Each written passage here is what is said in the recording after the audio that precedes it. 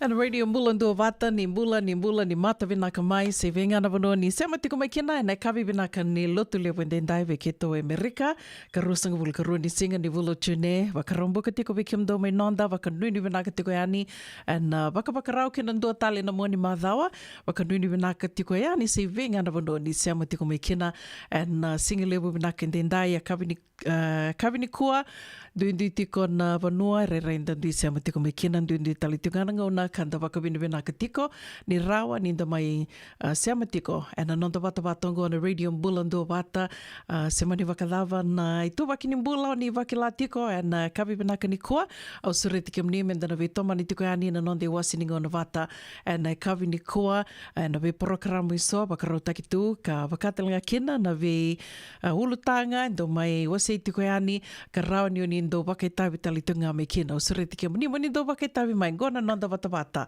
Senga ni tongana wakalesi-lesi si o ke tona mai benga rawitiko ani na radio Bulan do vata, non da vata ke de tiko. Ndui na vanua enda sa mitukina, e na vea se ura da vanga. Ia, e rau ninda kai ni toto vata tiko na vea kai so enda lako duruma ninda mai tau iavu, e na ndua na vanua vau koia. Undo sereti kamni tiko ni kina mo ni wakai tavi mai, ni wasia mai na veka. So ni lako duruma tiko, se na ulutanga da vanga, o ni vina kata, o ni loma taru takatu, menda mai veital no takanda vei wakarara mataki tiko ni kina. Ngona kena vanua na kena ngauna.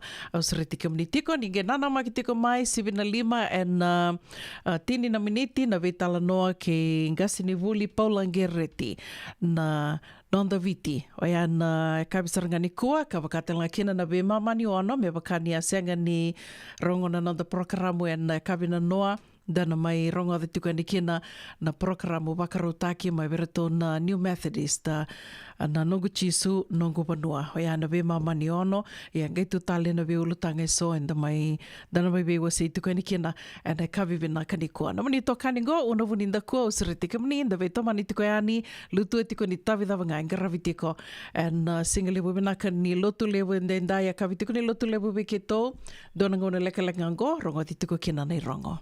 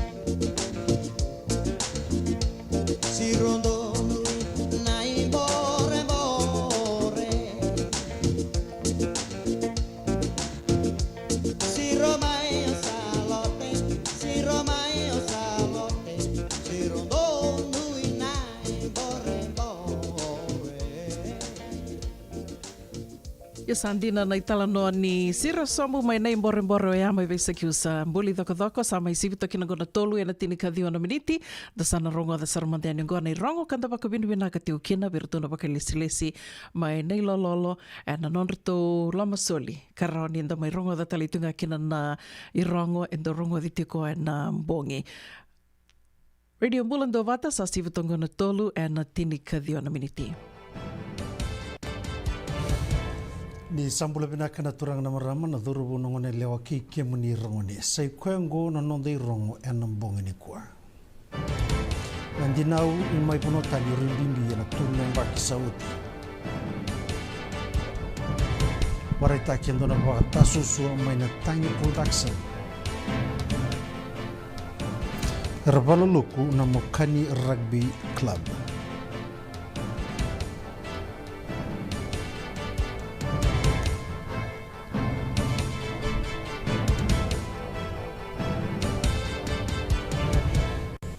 Na ndina umai bono tani ni nonda matenitu na lomoni tule mbaki sauti e sana kambimbi e na kena na boka tule wataki boka matau na nonda na soma na ndina u ngor na bika e baritaka na ndau ni lavo na economist ni bola ni Pacific Sub-Regional Asian Development Bank ko isoa wangi ngolo e na loma ngani tolu na mbaki sauti na nonda matenitu iliu e ndina utaka e rote ni $2 bilioni na dola na ve ya ndua na yambaki.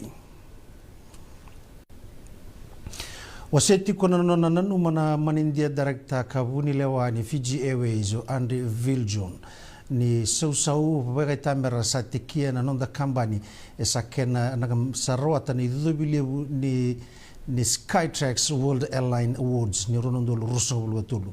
Ongoa na dhubi ni kambani ni wangavuka lewu na Asia Pacific kambauki na Qantas kina Air New Zealand. Ia na nonda Fiji Airways e katini kalima envio wangabu kavina kandundo iburubura.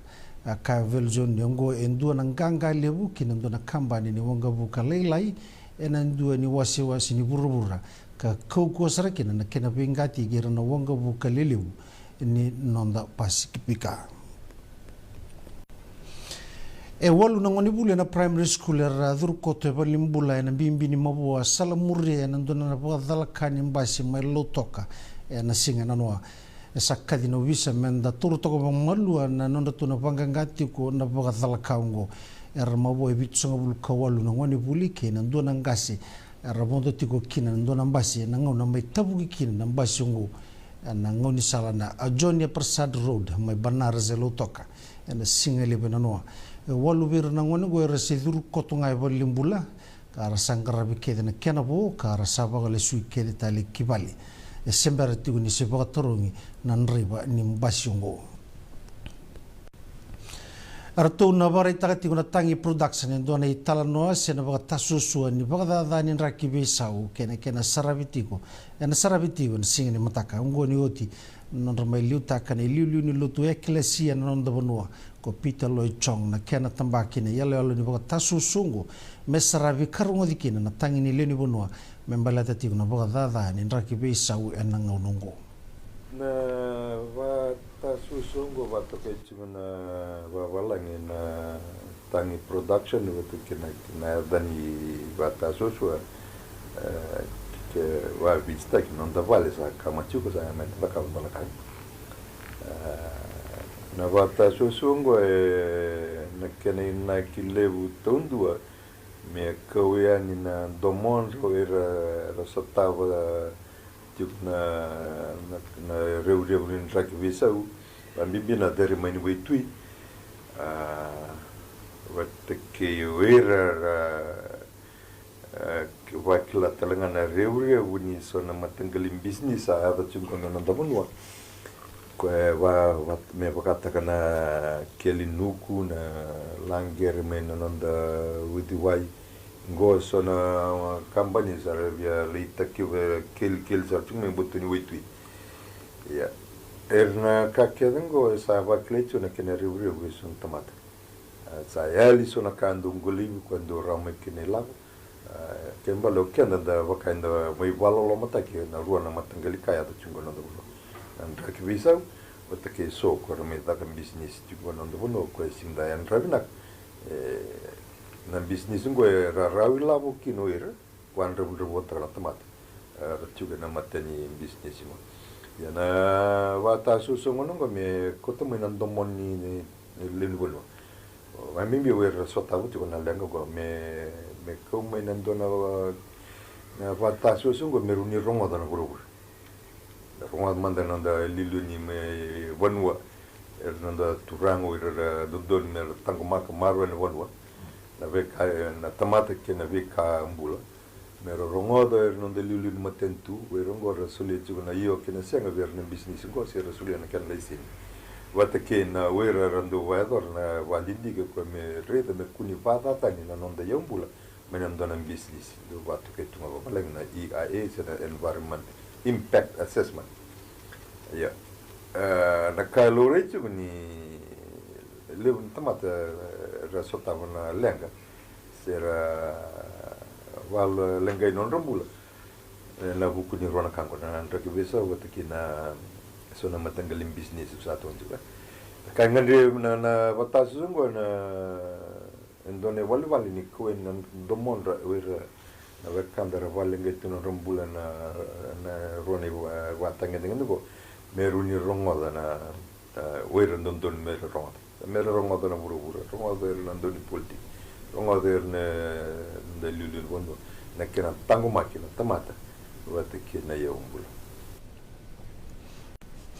Arto sama kila na ministry ni bekana nonda banua ke na duru banua na nona taurati ko Carpenters Fiji Limited nonda passport na ngole me balangi karada daga tinga nonda banua itu kuna naturanga minister ni beka na nonda banua ni kena duru banua ko pio tiko ndo ni rato na senga ni natura baga mamanda na beka ongo karato na raida me baga muri na lawa kena beka me mbalitir na tamata daga kede era tiko na nonda banua oka kina we rana ngole mai bono tani itu kuna tiko ndo ni rasange me kila ina beka ongo na ngona isarabi kina ndo na yalo leka ka me mbaliti Daniel Luipi na buni lewani Carpenters Fiji Limited ni kila kasamita kini kila baga indina ni maroi ni non passport nando daga mai na nona bali bola e baga matata ni bala baga ngori era sangata baga matata na lawa ni daga ibiti ka baga tambu ya na non rasenga ni ndo no merna tur na passport na itoki ni daga ka ko ni sabande taka na mata ni tugo biti na nona yala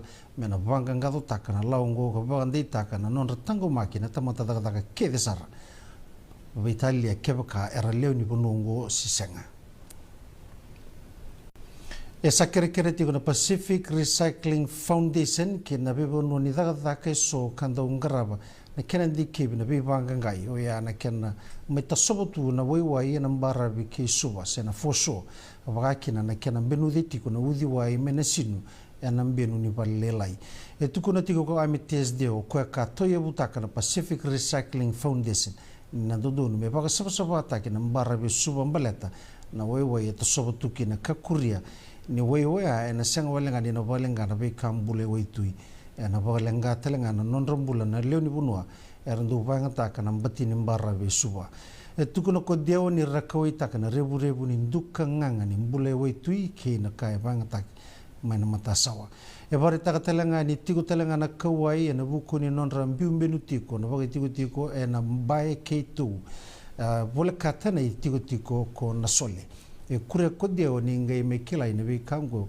na mai puai ndo na nona i baga lisilesi ni laki be talno ke na menangaro ni ke na benudi kalurai ni rambenudi tiko na udi wai lele ngo e tukuni mai be na ke na baga lisilesi ni rasa tukuni oti na wai tiko mai ke na benudi ni wai ngo senga ni ndo na kaya ba dori ke na me doba mai na ngaunongo oningito era mai bolo lo to baga lo ku takatalenga na mata timi ni mo kani rugby na nonra sama imbale na turanga na tau ke buni bibi kuna koma no sori kuratu levani tundau tangi da kimbau e tukuna na presidente ni kalabu ni rugby ni mokani ko Joseph Roden ni raboga bene kataka na nonra ndau bito ko ni tu kina timi ni tele bona ngone turanga ka lora italenga na nonra do toko ni nangai tiga bungito oka kina kuira na marama erangito rugby tigo e telebu e tukuna koroden senior ni ra sanga ni ngule da baba rawa na tau ke buni bibi na kalabu ni rugby mai mokani na teilevu rugby union kina rugby ena nondo manua eranda ubenga bitu na ngone turanga na tau ke buni bibi na Fiji rugby union kina teilevu rugby union karando sulie tu kina non rambula ena bukun benga rabingo erasantara magatiko na ernandara magatiko na reveni lolo na timini mokani ena ngito ena Singapore wiyongo me bagatakile kila ni non ranuma na non rambula na turanga na itau ke ibuni bibi na nonda timini Fiji water of flying Fijians ena thingo mani wasi ni labu levu ni bitoko ni boy labu ena mbakingo ena buku ni non to babara ukina sotsota levu ni borobura na World Rugby World Cup. Kaya na chairman wakatawa ni trustees ni Fiji Rugby Union ko Peter Mezi ni vola kata na dhiwa na milioni na dola nondo to itubu baila wa sena budget ni ambaki yungo. Arto sana to manatunga na matambosi ni Fiji Rugby Union trustees na nondo to sota keir nondo ndongi to rugby mena be talnota kina be ulutanga era bangambota ni sandondonu mena ndikebi lesutale mai vale kau kaya na chairman wakatawa Peter Mezi ni ndina ngani lebusaratu na ndina wendondonu me saumi koya ena sangani tarowa nondo to ngarabe na ndongito ke na nonraile sama inding ta kanandonu me wakatawuli ni Vodafone Fiji na 15s ko inoke male enduanan round na nonandongito oka kina tulu sungabulu na ngone lewa ena high performance marna tiki ni timi kana babarawe na zrua na wala taki banua ke chabani kabagakina ena women's 15-3 ena mua ni mbakiongo tukuna komale ni sobira na ndongi tongo era tikiti ni timi levu kalelewena na Royal Fiji Navy karati utelanga na ngone lewa mena high performance marna wako koyango bata merao ni bangato takatiko na timi levu dhiwa na ndongi to mai balangi era santingi takitali tikunga salistu mai ko ser rabatundei kabagakina ko mere kanade kangole mai New Zealand na rua na nondo to balatagi bono na timi ni Vodafone Fiji na 15s kena timi ni Chavani na bula ko September ni OTR to nanga idalindi kena Black Ferns A kena Vodafone Fiji na 15s OTR nanga ibuga kena Dubai mera na laki ngito kena sotsota ni women's 15-3 kana tiga buti no sotsota ngone ga tini kabani singa ni bula ko kotoba nanga ibaga ndete kitale mai na tombu ni women's 15-3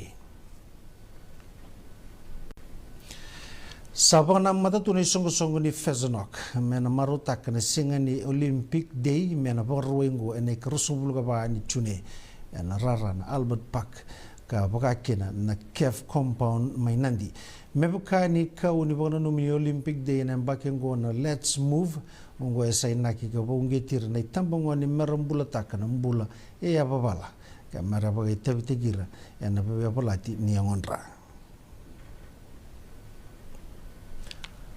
Arto me katulu na nonda timi ICC under 19 na sotsota ni EAP World Cup qualifier karo mai toka kinegiliu na timi ni New Zealand ke Chavani ni otu tiningito aro mengito kino Samoa Kewiti mai daba nangito basanga buluga bitu na oba kenangona arto tabik todo kina na timi ni Samoa karto mainruka ena tulu na divi endua sar nangito katakata ni boka merto bibul katitonga eloreke nangito ni Pasifika baka sakit sarti ko no nangito ko dosan tawake na tul sunga bulga tul na didi kama ibo lutuma ko tine moli ropati tulu na wikiti ngomai na North Atlantic kana buno kato kudi sombukina na wanganunu karto bondo tu kina na leoli manando bondindiki esana baklaiti ko na lele ni dangi bulombulo na lomani wanganunu go kandona ka tiku kina na kawa ibera na do ba sangangara na wanga nunungo e koto kina dio singa bulu kawo no na yawo na thangi bulumbula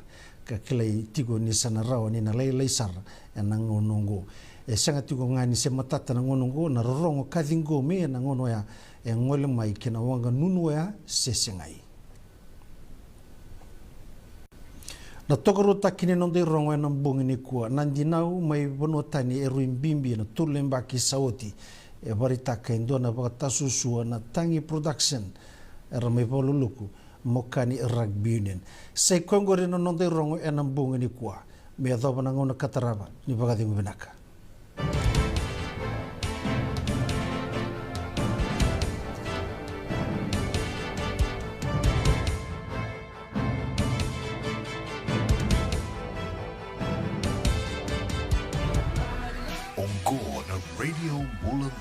San Francisco. Me kauti kenda vatamai.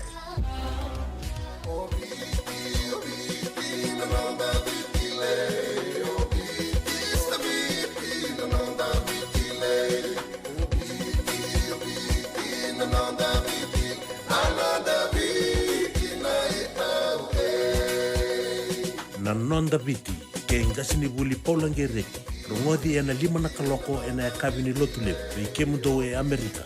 Tini karuana kaloko, ena singa levu ni baka romboka, vei mudo mai viti. Ena radio mbula tua vata, San Francisco me kauti kenda vata.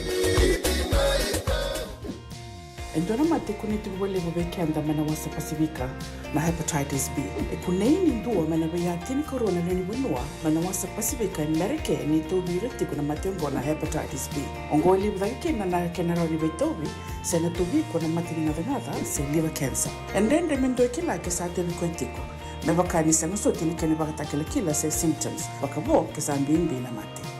Mbimbi ngoni kila monobaka ni kebi membaleta na hepatitis B. Peter mai kena telefoni 527 ono vitu wa 51 sesi kobo na nono to website www.sfhepbfree.org. Isando umbulu binaka. Dosen kay tukimay, endo binaka tu bangara. Iyo, nimbulo binaka. Kito singito kibo sarangamay sa tutokan dino, Pennsylvania. May baka muli ang madoni turta na dadaka na tumuni wayway. Iya, kito sa mista kasaranga nakaka na bagabiti. Kito rongoda, nito gay kendo na stonda ulit kikenda to kakana. Iyo, na Fiji Cover Store. Ito kasarangay liugori, nakakede tukina. Na Fiji Cover Store. E kauti viti mai voka boleka ka voka se butaka na bona nanu. Boli teki tukina na tinika, tini bulu makau, Taka's ice cream, na mateni, na ika na mbele.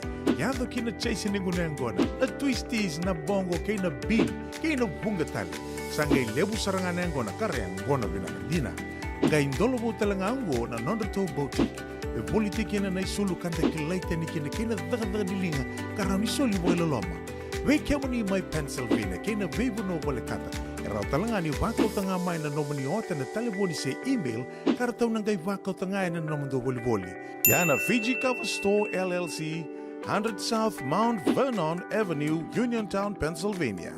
Naboni telefoni vitu seba vitu, wadi orua vitu diwa vitu ono, se wandu lima tolu seba vitu, diwa rua vitu tolu, se email kena Fiji Cover Store PA@gmail.com.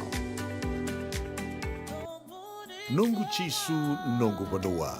Dorongode na vima mani ono kina vitu ene kabuni bugululu we kemada we California.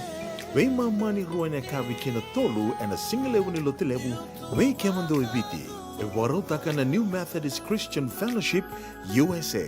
Rongode ene Radio Mbulando vata San Francisco me kauti kenda vatamai.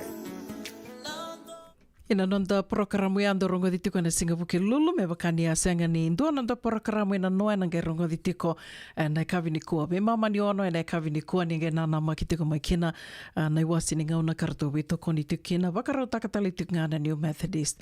Nongo chisu, nongo wanua. Ina 5 na kalako oti tako bakalili na 5 dan na vital no tiko kina ke inga sinivuli Paulange reti na tomani tukingana nonro ulutanga ro vital no tiko kina ke ratu pedeli na mada sawati kanda na kere talitunga mena dua tiko na itala no vekanda na kavi vina kani kua same botonga rua sanga bolo ka rua na miniti me vana kaloko kenda pa kemoni na singa sema bo tiko mai kina nonde wasiningona na kavi ni kua sena nonde wasiningona na vea kavi ni moni tikina vakarombuka ke baka singa mate ningona na muni sema mai ker ndo tinga na like keroni ninge waseto kayani na nonda watabatongo muri ke to talitunga na YouTube subscribe talinga na YouTube kabakatalinga kina na Instagram. Ia, VCC bita tiko e rua na singeleti ni Radio Mbulando Vata, rua na singeleti ni Radio Mbulando Vata, moni wakaitavi na VCCV o ia, ke rani o ninga imbito toka mai,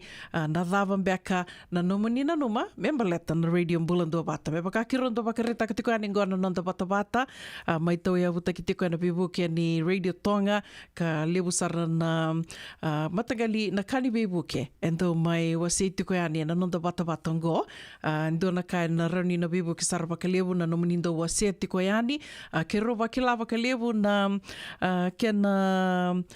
na lebu be kanda na itoke kanda samu wake tiko ana vono lebu go Amerika waka mimi tiko California senga ni tose kila tiko ni ndua tiko na wata ngo na radio mbulando wata kena kani bebu ke so endo mai wasi tiko yani na nondo wata ngo waka retaki waka lebu ke roreida ni senga so tini lebu era lako yani na nonda na health fair na matai tiko ni health ministry fair Fijian health ministry fair waka idhuri na madha o sawati waka idhuri mai Pedaluma ka ratiko ni kina lebu na waka lesi mai na vitambana ni mbula iso ngoa na vitambana kandanga ndreba waka lebu na itaukei senda sa mai mbalabu tuna nonda mai tu Amerika senda senga ingole nga mai waka pepa se senga e ratiko kede ani na waka lesi mai na vitambana ni mbula iso mai na county waka tanga kina na state na nonda sanga menda mai wuke tiko kenda kanda ngole mai na vi matani tu tani sonda sa mai sanga menda mai tau ya vutaka na nonda mbula ke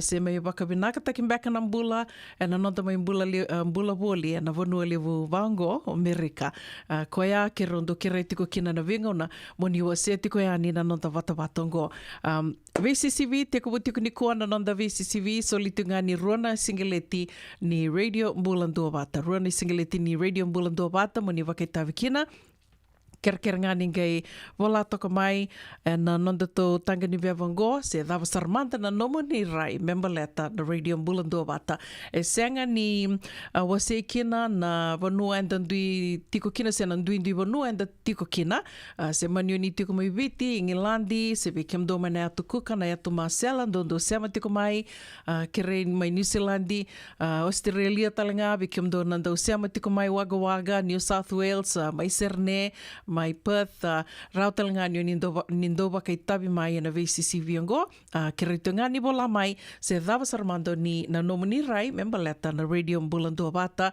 sindo mbeka na kauni vina kata me waka vina kataki, seng na lenga, ya na rauni na vivu ke wakalevu, ya muni wakai tabi na VCCV ngo, kana solitalito ngani donan raunan dola na ilavani Amerika, ruana singeleti ni radio mbulando bata, na gai madhala tiko se odea sa nona tiko na kalongata na katulu sangapulu ni singa ni vulongo na vula o tune. Koia, wakarua tale na dhava manda nomini rai membaleta na radio mbulando bata se tiko mbeka sona kao ni vinakata se ni na numa ni na dondono me waka vinaka takidake me rani na tosa vinaka kina totoka kina na nonda bata batongo ninge wala toka mai me rani na biti kina na idhamani kina kata wakarua taki VCCV taki tiko ruana singeleti ni radio mbulando bata ke nandua nandrau nandola. Wakambula tukani vikimdo na sema tiko mai na kavi ni kua mbula vinaka Esther Brechterfield. Wakanuni vinaka tukani sista sa tiko tala mai Australia se tiko ngā mai viti. Vinaka wakalevu na sema tiko mai na kavi ni kua wakambula tali tungani vi waisea Bushanti.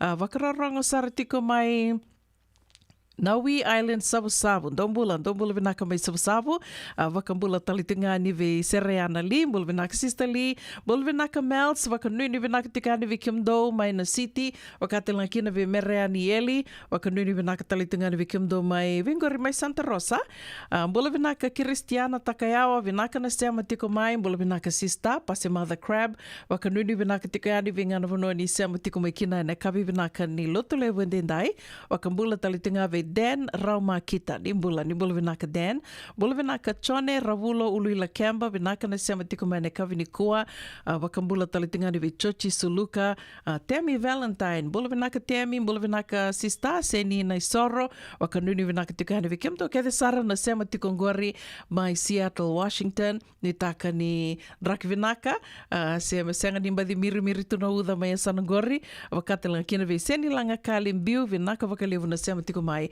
na kavi vinaka ni kua. Sa watongo tini ka vitu na miniti. Tini ka vitu na miniti me vana ka loko. Na radio mbulando vata, tai ambi manda ke egi wakalaloma. Banua ngori na loba ni koro wenda watule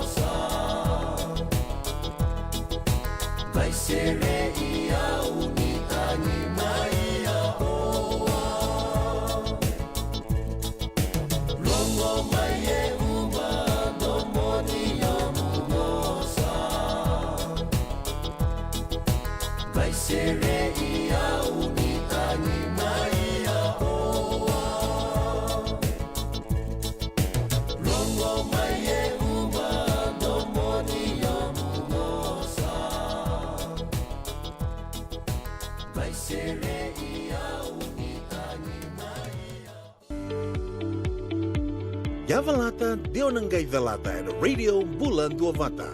Veitalono te kina na vika membaleta na nondong bula, mai wei ira na kanandao mai na tambana ni bula so. Nasi, na puniwai. Promoda na bana kaloka na vika Vinitu City, and a veito kone ni Lincoln Heritage Life Insurance. Na kamba ni Life Insurance, kanganiti kanda na kaiwiti Amerika.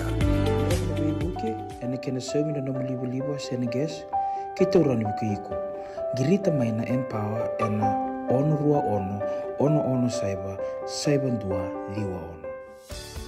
Nada masarama da bebuli kena dono no life insurance policy mai ve Lincoln Heritage. Sinang ayaw sa nakakira ni Turta na katilka bitu ni Agostita na 2022 o sangir ta kasarabiri ni tauna. Kami ngaya kena maga ngaya salah ko mana check. Sangat tali ni biara, sangat sarangan ni biara paling lain. In time sarangan mai. So nanti liwar kata tunda warna. Kau tunggu. Kau saya lawan bengo kamu bilang tak. Nak kampanye bilang kau na heritage clinic.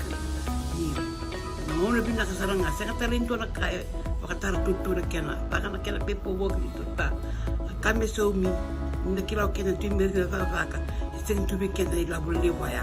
Minta samu kina kisi, naman ni marong kina ngona mo juri paling bula. Kakina kar tagawado na insuong. Kaya sarangan na muna. The Lincoln Heritage Life Insurance dondo nga, e sau mana klei mana lo mana rosanga bulu ka banewa te sarua na mbaki o tina polisi ngai na lenga diko na veva se orai tawi mate se senga rau sarana baka leo fo mana telefoni text mai ki na mas seiva walu bandua tolu walu lima ena kena itu matele lai.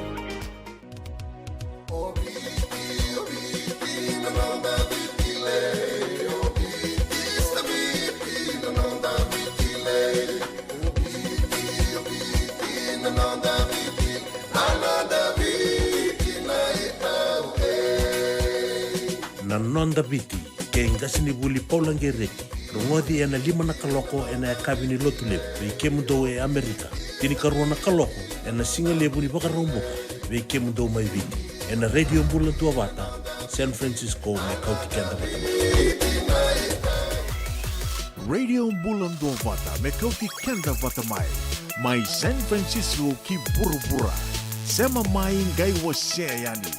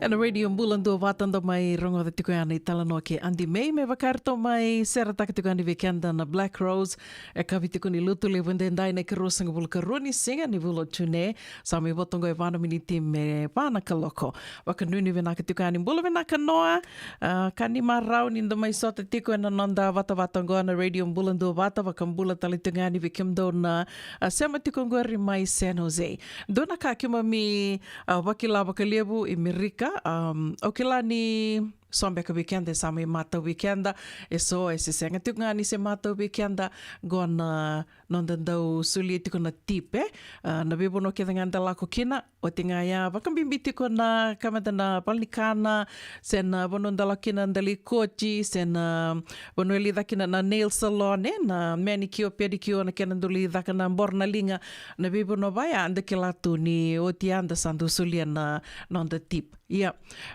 no mada vida sauti o sandu tiko no ngu vakasama dona kana kena do bochi tiko biao levo no bono ndage lako ni kina ngonongo sa senga ni klaba kana ayundo no number 2 na tipping sena non tanto sile na tipe kani aloi wakatala kina na ke kai ko talitaka na kai wakai duri mai bei ko na non tu bingarabi ona ge wakungeti mo sulia talindo talianin kila satu ngana kendi sau yo ge sulia talianin na tip yo na o senga mandiri kila do wakila talitunga na o kimdo na semba tiku maneka vini ko se senga ni na ngonongo ndage lakwa ni levo no ndalakwa ni kina satu sartunga mai na bakan dona tabaya sana biuta kabango ya sani cash register sena bono endali soso mikina sana biuta ka kian dona tabaya membiu saranga kina na tip walai to kabango tip yo eso na banua ndage lakwa ni kina bakambimbi tingo na banua ni kona na massage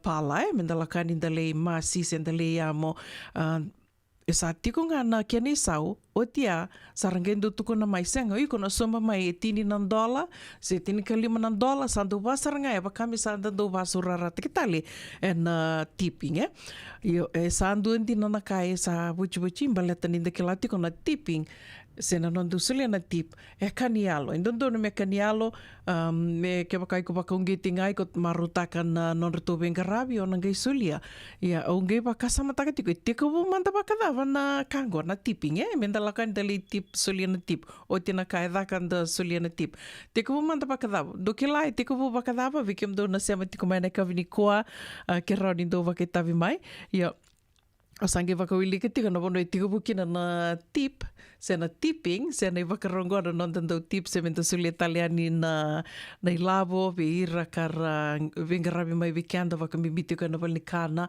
ena e a teke bu tuku nini a teke bu ena ngone o tikina na ivalu I America na Civil War na non rubi balubaluti ngau ira na sa mai toia butu ke America na Civil War ni o tioia sange na ngone sa soli tiko kina nambula ngalala sa lebu beira na mai tu baka tamata dhaka rakau mai baka besu se mai baka mbombula takitu slavery o ira na ngona sa soli tiko kina beira na ngalala sarangay lako o mibitingo anda kilake de tiko ira na kay Afrika korako mai saramai kay Amerika lolo tiko na ngonongo o ira na ngona sa soli o tikina beira na ngalala sar tukuni beira ni kemnio ni sa ngalala you're free you have your freedom o ni ngoleani ni ngai lewa na nomu nimbula ngai lewa be rangona ira li dhaka na be wano vao ya wakana na walikana tukuni tiko mostly at restaurants e rangoleani ira li dhaka iyo ni rali dhaka ira ngai senga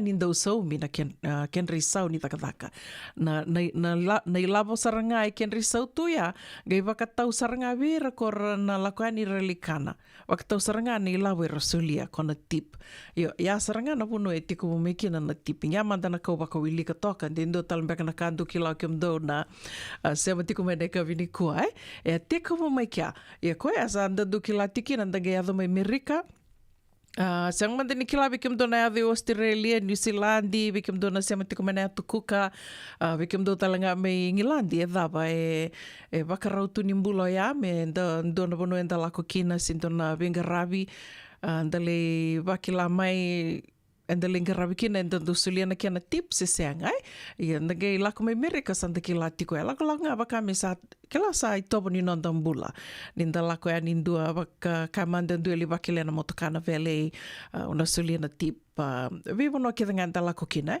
ia savang o yondo watia no baka sama ona tip ke baka umarota kana nona vingarabi ke baka senga ona senga saranga ni suliana ni lambule tini kila kango mandanga e baka buturi tu mai nona nona bakaro di vingarabi senga ni ngaraba ko binaka na nona daka ko ya senga saranga ni ndo baka ungeti kina meu tip ia go and dagi reda tiko ni levo no enda lako kina e baka me sanda baka saurara te kitala me na tipping o ge baka wili warongo the toka nandona vitala no and nandona channel na 7 on your side and channel e America e California ge baka rongo the toka non rutu vital no na vida na mada sao te rutu vital no tak sartunga na tipping ke na kiana sa senga ni ndondono na kai sarada ka batungo e levo na business levo na kambani baka me sanda baka saurara te mai me anda tip ia duana kartonge kuta daki mai rito mai vivo sa ki tiko kina o ia na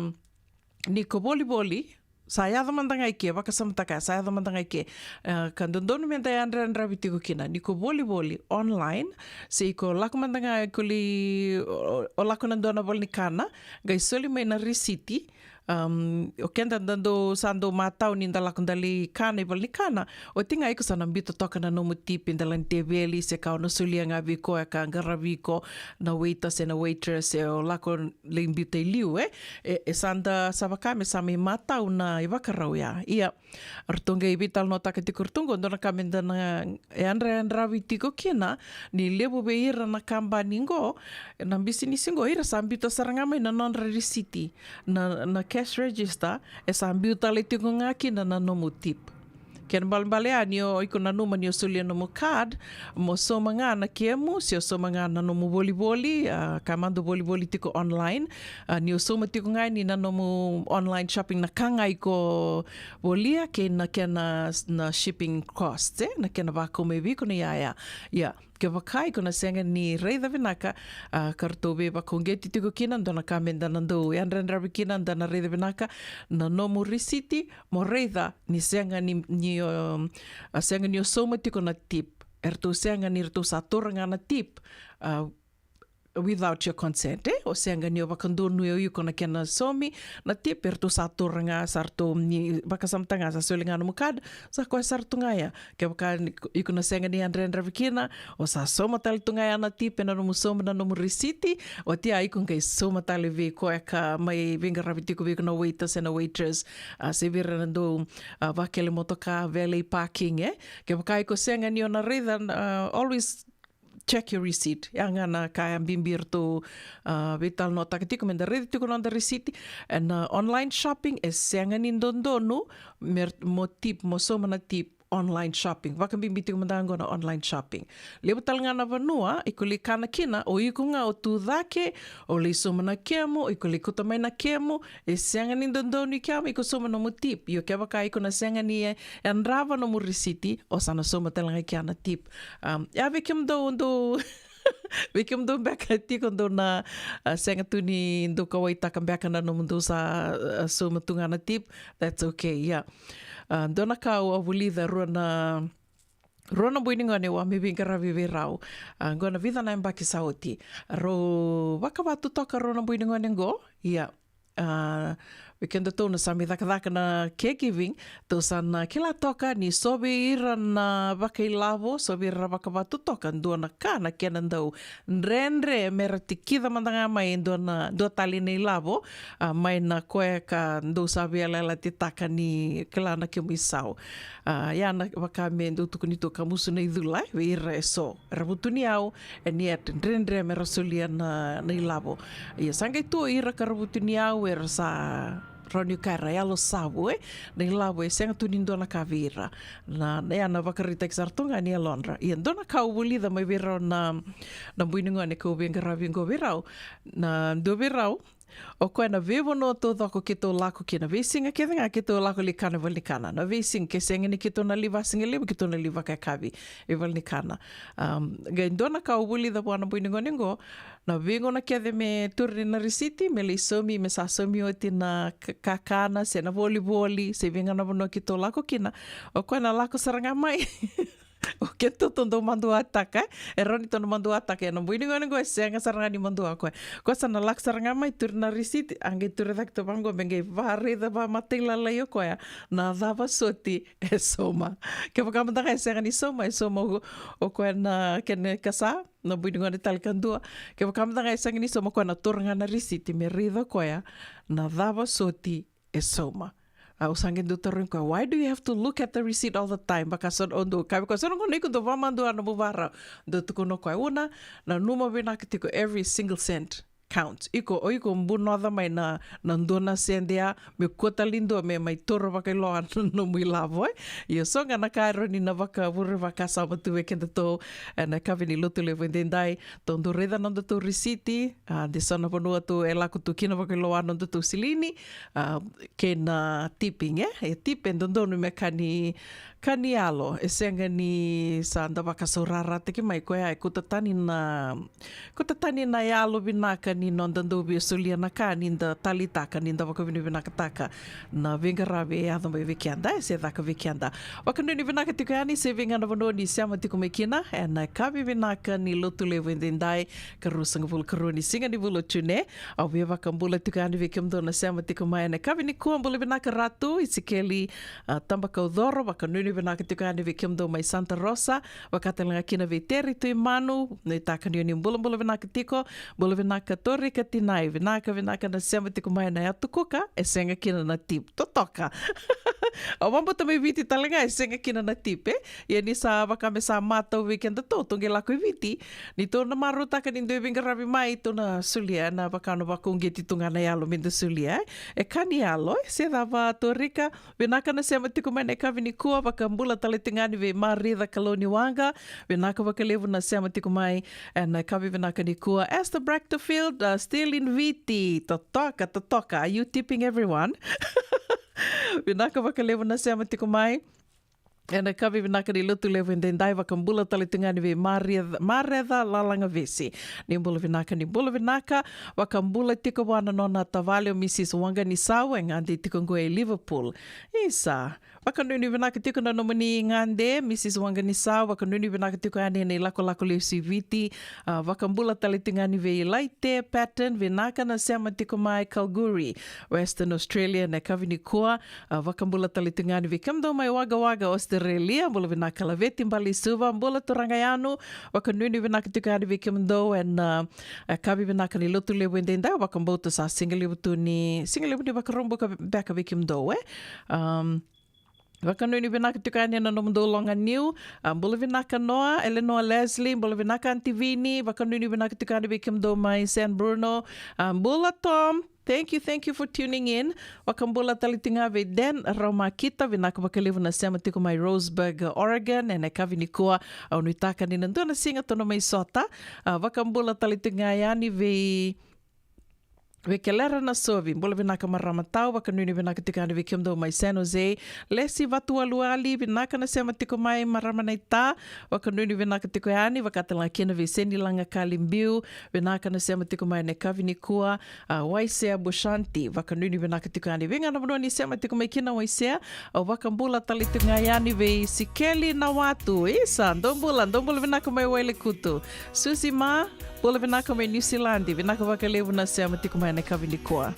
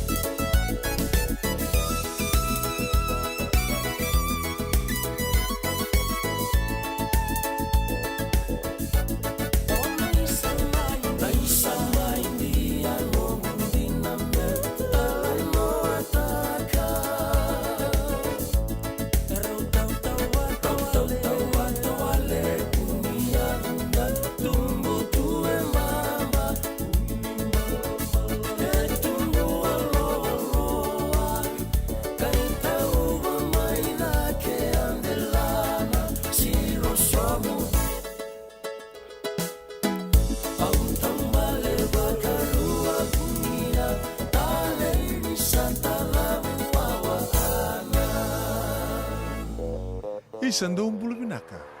Dosan kay toki mai, endo binaka tu banggara.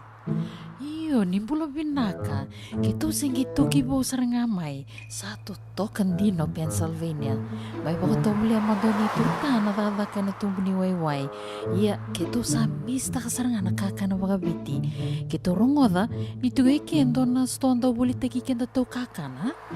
Iyo, na Fiji Cover Store. Ito kasaranga iliyugori, nakakede tu kina. Na Fiji Cover Store, kau te viti mai wakaboleka ka waka sebutaka na wana nanu.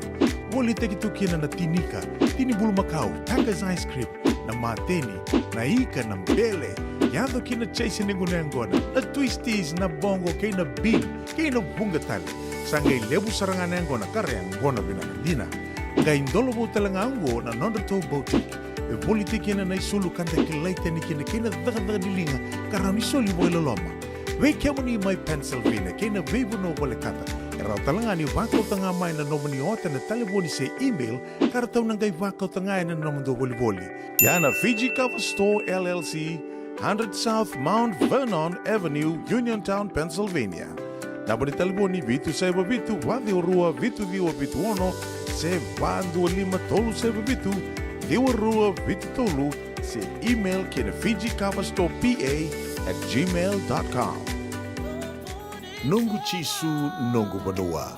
Dorongo na vima mani ono kina vitu ene kauni bugululu we kemadawe California. We mani rua ene kavi kina tolu ene singalewu ni lotilewu we kemadawe viti. E warotaka na New Methodist Christian Fellowship USA. Rongode na Radio Mbulando vata San Francisco me kauti kenda vata mai. Mbega no pais teki tibi na nomulore na buku ni smoke check kita urau ni buku iko. Girita mai na netu team ni Empower Team and Southern California Pacific Islander Community Response Team mokuneki na nabibu kabagai labu kaseng ni saumi. Giri mai na onurua ono saiba dua liwa ono. E levo tu na vimatangali life insurance e Amerika. Ka levo talanga na kena itu. Ia na Lincoln Heritage Life Insurance e nganiti kenda mga binaka na ito kay kanda sa may mga tigo-tigo na buno levo mo. Kaya wala may mga ande, so sa may mga tigo-tigo tunde. O tawi matutiko si Sen. Raw sara na mga levo. Katigo talanga na ilawe maruroy. Lincoln Heritage Life Insurance. Nakamba ni dondo nga ito so muna claim e na loma ni rosa nga bulu kabane aua kasama ni na lenga kisang oti karua na ambaki. Siko mo na website ka tongogori sa text by kina wasi walu tolu 5 e na kina itugutugu matay na lang. Lincoln Heritage Life Insurance.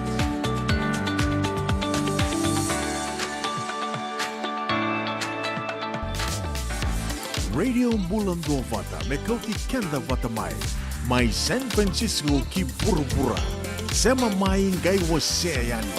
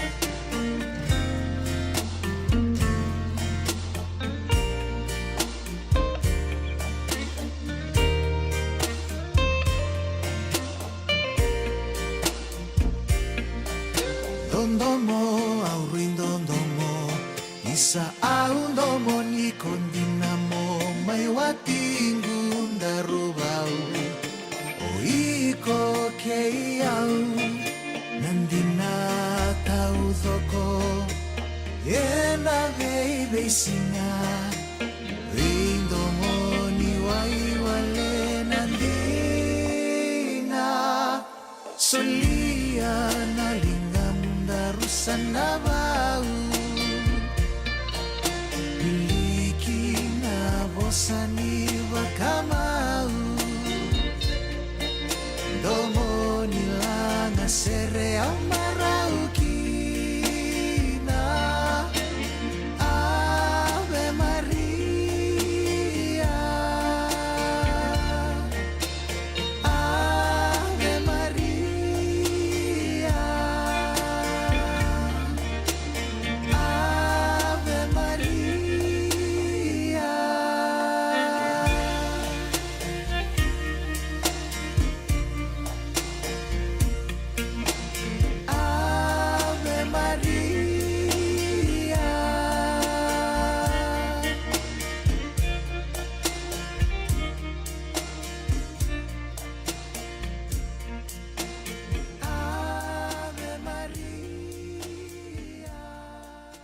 Ana radio mbulan do vata na itavi sero e asa mai sivita kina gona vai na rusanga bulu ka vitu na miniti veketo e California. Wano le bungo Amerika, ndui tu na ngauna. Sana vanua ve siviti ko na tolna e aua, sana vanua ve sivi na ruana e aua. Sana vanua ve sivi na ndona e aua. Waka samataka na levu ni matani tu le bungo Amerika. Ia, darongo da mandeani na nonda i wase ni rongo mai val ni songo. Mataitiko ni wase ni rongo mai val ni songo. Na kabibe na kanikua.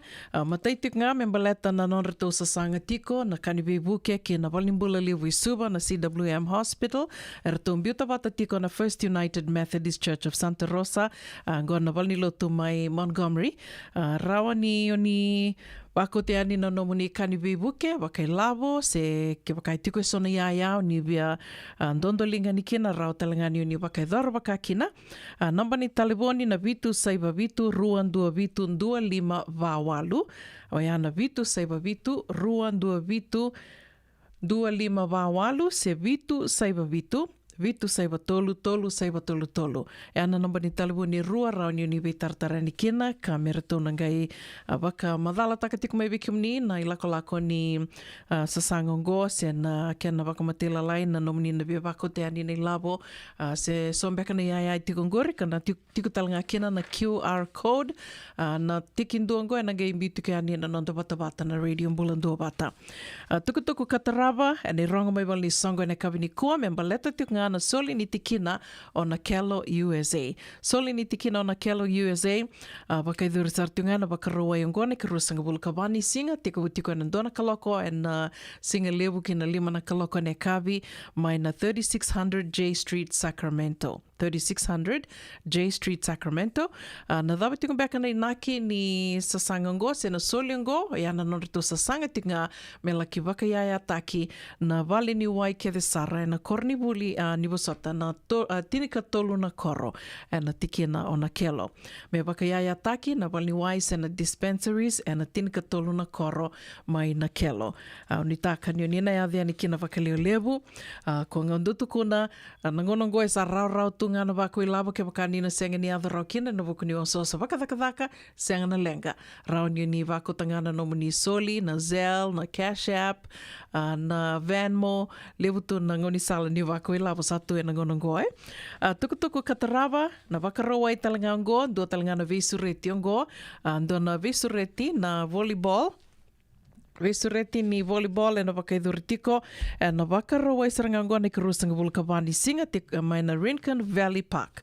Rincon Valley Park lima na kaloko ni wasoti au tinikan dua na kaloko e na mataka ke na vitu na kaloko e na kavi. Tinikan dua ke na vitu na kaloko e na kavi. Rua sanga vulka lima na $1 na barbecue dona serve chops, soseti, coleslaw, potato salad, watermelon and pineapple. E ana karto mbito toka mai na isongo ngo family fun day. Tukutuku katarawa me mbaleta tiko ngā na kiana waka na numi tiko na singa ke te levu na i tukutuku ngā tura rawa ni sa wole le sara tiko na tikite. E wātiko ngā na nonre tō porokaramu waka dhādhā karato mbiuta tiko mai me mbaleta tiko na kiana maro tiko na singa ke te levu waka idhuri tiko mai Hawaii, lai e Hawaii tiko wu tiko na songo waka mbote tiko wu tiko na wakarombuka. Senga ni wakarowai, tiko wu tiko na wakarombuka Whakarombuka na wakaidhuri tukina na bosi wakaembaki and conference room mai ndua na wano mai lai e o ia wakatilanga kina na soli e na wakaidhuri tiko mai na isa Baravi na Kekela Beach mai lai e. Wakaidhuri tiko na soli e na Kekela Beach mai lai e. Ia na singa wakarawai. Mbongi ni wakarawai na wakaidhuri tiko kina na Danisis e na Banquet e na Hilton Hotel Waikiki. Hilton Hotel Waikiki, singa tambu sanangai wakaidhuri tiko na lotu wakawata, kena lotu takitiko ngana, singa ki te lewu, lotu talitiko mbeka ngā ni wetalatala na wakaidhuri tiko na wani lotu ni Waisale mai Kahuku, mai Hawaii. Iana i tukutuku ngai adhara tiko mai, sa wali tiko na tikiti ni Banquet, $200 ndua, ia sa wotok ngangoa e $200 na tikite me wali.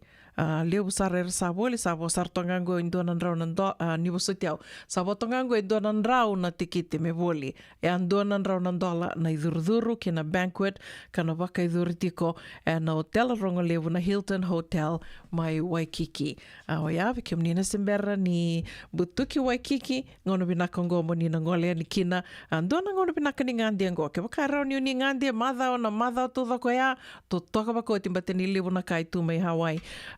Dana rauni na laki sarawa tu dua tu mandangana ngona ni wakatangi-tangi sa ia tu ngana thakathako kenda tau ia tu ngana vili niu go se watongo e vida na pula wali watongo na ngona me rauni to maroro e toka kina na nonda tui bondo na bondo talangani wangavuka ke wakai tu na soma ngo tu wali rango na tikite na saulele sara Witia sa tunge thakathaka tuiani na isau ni hotel na hotel talanga saulelai ke wakandu lako waka i lawa dona kabinaka mando wangarai dona Airbnb saulelai sara me na hotel na Airbnb wakambimbi ke waka inda lako waka leo vida toka na to leo vida rauni na saulelai sara na isau ni Airbnb tu soma mai na nonda toli soma tiko na hotel donga na kaya menta na wakasama takatiko soli wakasama tingani na itubutuba membaleta na kena laki maro takitiko na singa ke te levu mai lai e Hawaii tiko butiko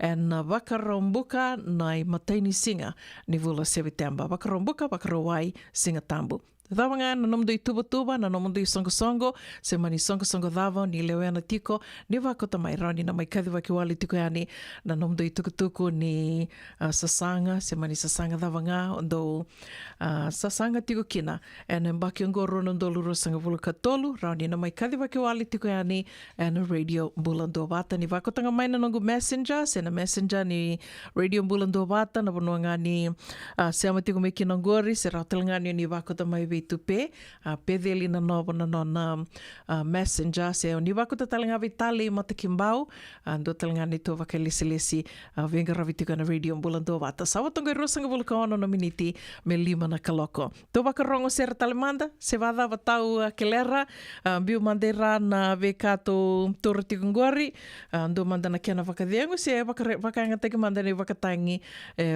takitiko ni ngo bula vinaka laisa vangai vinaka vakalivu na sema tiko mai ni sema tiko mbaka mai ve leisa wakanuni vinaka talitungani ve den Roma kita vinaka vakalevu na sema tiko mai Oregon bula vinaka chochi sili vinaka na sema tiko mai Melikoto bula vinaka mai Nandawa, wakatalanga kina vi Nawanga, Egi Joy, vinaka wakalivu na sema tiko mai Egi, bula vinaka kelera na sovi ke kamdo na Vitinani, Vitumbuni, mai San Jose, Eleanor, bula vinaka Noa, bula vinaka Tasha, wakanuni vinaka tiko ani vi kimdo, wakatalanga kina vi Pei, unuitaka niendo bula vinaka tiko, wakatalanga kina vi Seria, Sangarere, nimbula vinaka, wakanuni vinaka tiko ani vi kimdo mai Rewanga, Eli na Kaudhiri, bula vinaka Sista, wakanuni vinaka tiko ani vi kimdo rau mai Novato o nui taka ni rombulu vinaka tiko senga talanga ni ngule davitiko na Serango OB Wasei Langi vinaka wakalevu na sema tiko mai OB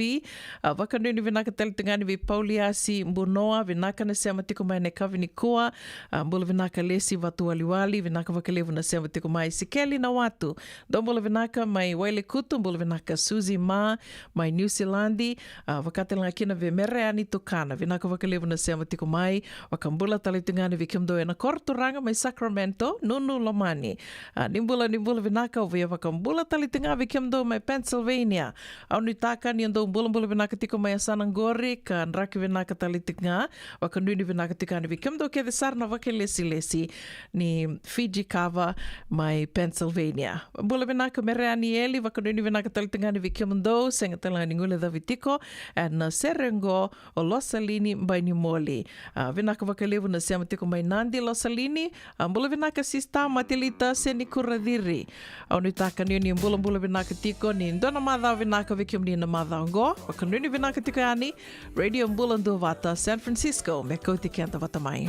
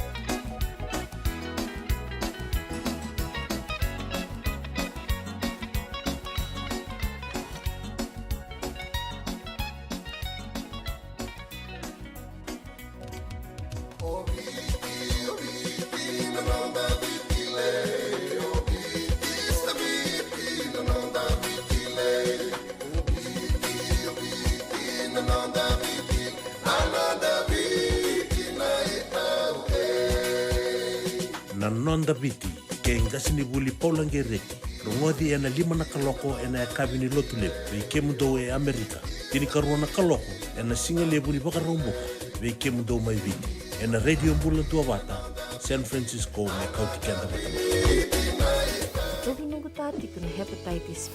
E a sanga tuni wakilau koe entona ka. Mea dhawa ni ngele i taura na hepatitis B test e na madhau sau. A samani le idhula ni tatarowi ni hepatitis B. Karatua sana tangu makikina na netu matu babale mana mati rere bakyo. E sakambi B kina mani le indikebi tatora na hepatitis B test. Ritartar mai kina taliboni 52 ono vitu ba 5 sesikovana www.sfhetbfree.org na kena itukutuku matalilai. Isando umbulu binaka. Dosen gay toki mai, endo binaka tu bangara. Iyo, nimbula binaka. Kito singi toki bo sarangamay sa totokan dino Pennsylvania. May baka muli ang madoni turtana dadaka na tumbuni wayway. Iya, kito sa mista kasaranga nakakana wakabiti. Kito rongoda, nitugay kendo na stonda bulitagi kenda to kakana. Iyo, na Fiji Cover Store. Ito kasaranga ilingori, nakakede tukina. Na Fiji Cover Store. E kauti viti mai vokaboleka ka voka se butaka na bona nanu. Woli teki tukina na tinika, tini bulu makau, Taka's ice cream, na mateni, na ika na mbele. Yado kina chase ningunengona, na twisties na bongo kay na bean, kay na bungatali. Sangay lebu saranganengona kareng gona binakandina. Ngay ndolobo talangango na nondato boutique. E woli teki na isulu kanta kilaita ni kina daga nilinga karami soli boila loma. Wei kemani mai Pennsylvania, kena veivu no wale kata. Era talangani wakau tanga mai na nomani ota na taliboni se email, karatau nangai wakau tanga na nomando wali.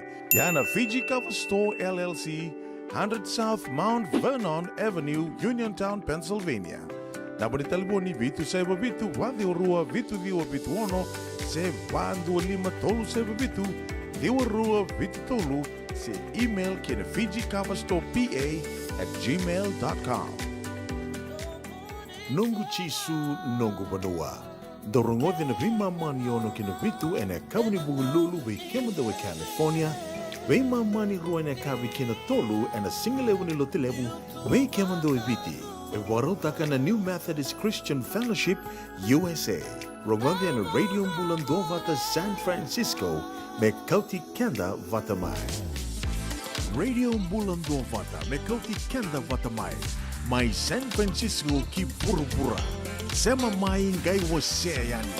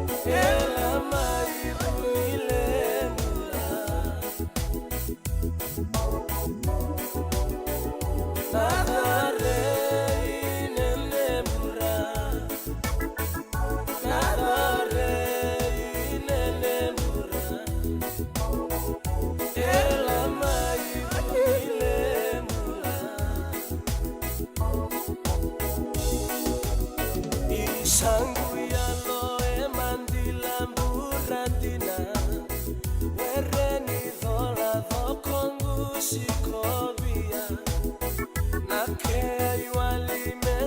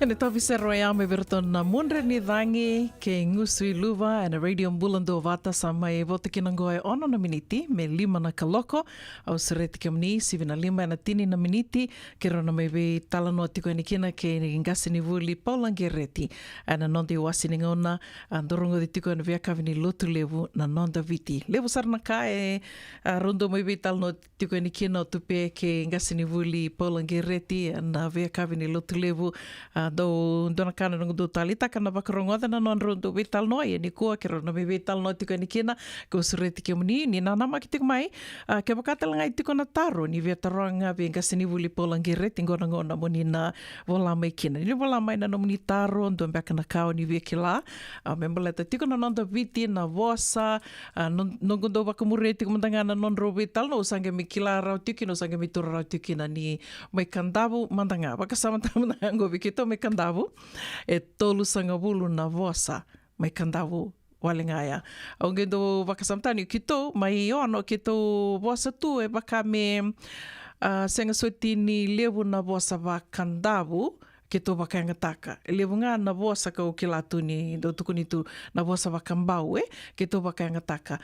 Ko ea ni do levu na nguna e rendo vetal no tiko mai kandavu levu o iau dhiri sartunga dena ngā ni o iau mai mbulia ono kandavu ia ondo senga ni ke latu na levu na vosa mai na ia sei kandavu tale so. Ionge me rongo de tiko na nonro vetal noa ni tolu sanga wulu tiko na vosa e ne sana mandanga o kandavu tondua ngā wakasamataka ia yo ia e sona kai e ntando mi vuli da tu e na nonda wakarongo wana nonda ngasi ni vuli ni vosa kambuta saratu e na vika membaleta na nonda vanua viti ko ia au sareti ke mni maninge na nama ki te kumekina 7:05 e na tini na miniti ni mataka e na vesau tiko wakalilai na nonda porokaramu ndo rongo tiko na veka vini wakarombuka mai na tolu ke na vitu nda sana senga tiko ni mai rongo tiko nonda porokaramu na le live tiko mai na kenandola tiko na vale ni divine groups ngoendo na kambani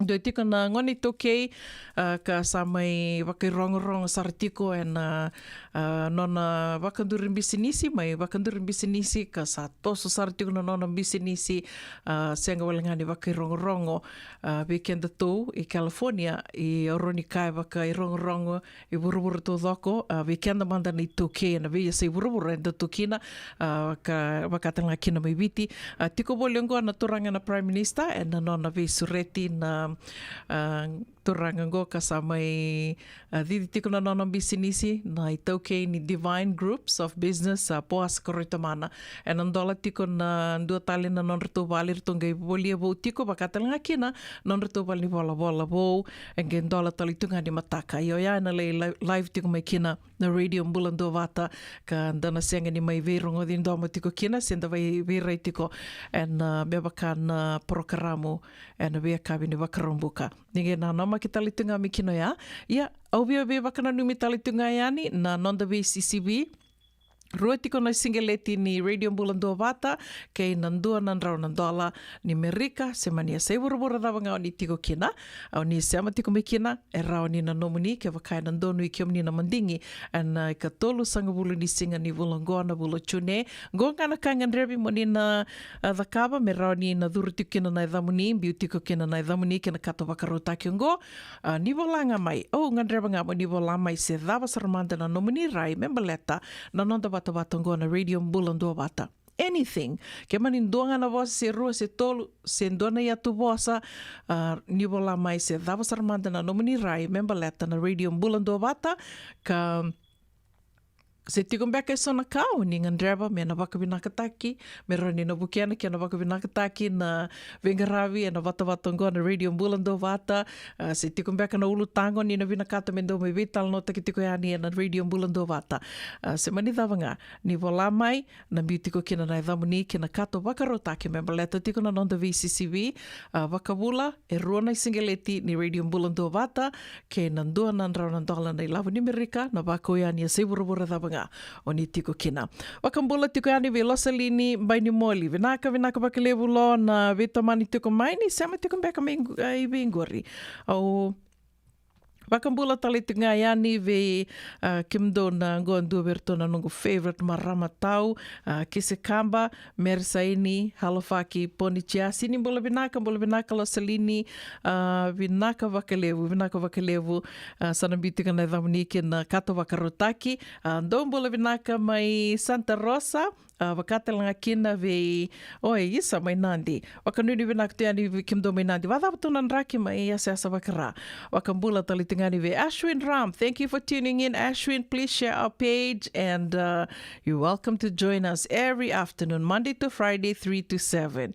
Mula vinaka se Elisa Umaka vinaka wakalevu na sema tiko mai Rokara Road na kavini kua we wakambula talitingani ve lela mua ni mbula vinaka lela mbula vinaka mareda lalanga vesi vinaka wakalevu na wakaitavi tiko mai na nonda VCCV na kavini kua wakambula talitingani ve Antivini keke mundo mai San Bruno wakanuni vinaka tiko yani Lola ni Edamire ni mbula vinaka Lola wakanuni vinaka tiko yani vikimdo mai Santa Rosa wakambula talitinga ve Lewandomo vinaka na sema tiko mai na kavini kua wakatelanga kina ve sista matelita seni kuradiri vinaka wakalevu na sema tiko mai ene kavini kua be wakambula talitingani ve City Veni na Udho So vinaka wakalevu na Udho So vinaka wakalevu na sema tiko mai ni sema tiko mbeka mai vene kavini kua wakanuni vinaka tiko yani se sai burubura dava o ni sema tiko mai kina ngome na nomuni tiko kono be wakambula talitinga vi kiomni ke de sarna Vengaravi tiko ene ve vanua ni Vengaravi so sema ni vanua dava sai burubura dava valimbula ve kiomni na Vengaravi tiko e vale virna I tambangase se virna ngone wakanuni vinaka tiko yani ve kiomni ene kavini kua.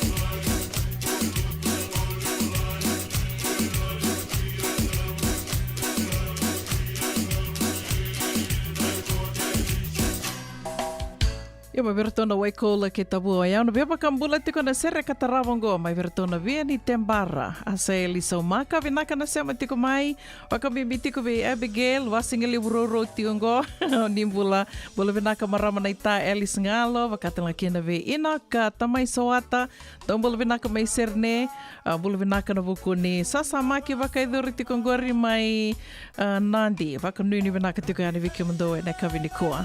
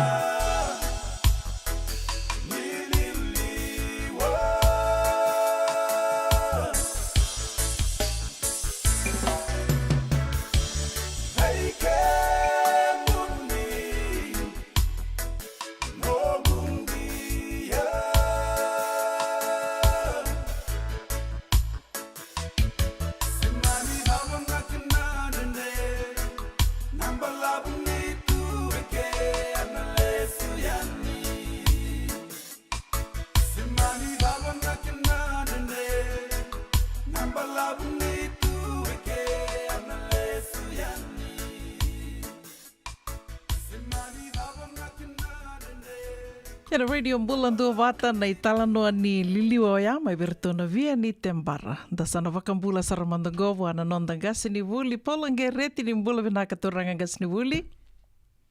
Esa, ni un bulbinaka bulo.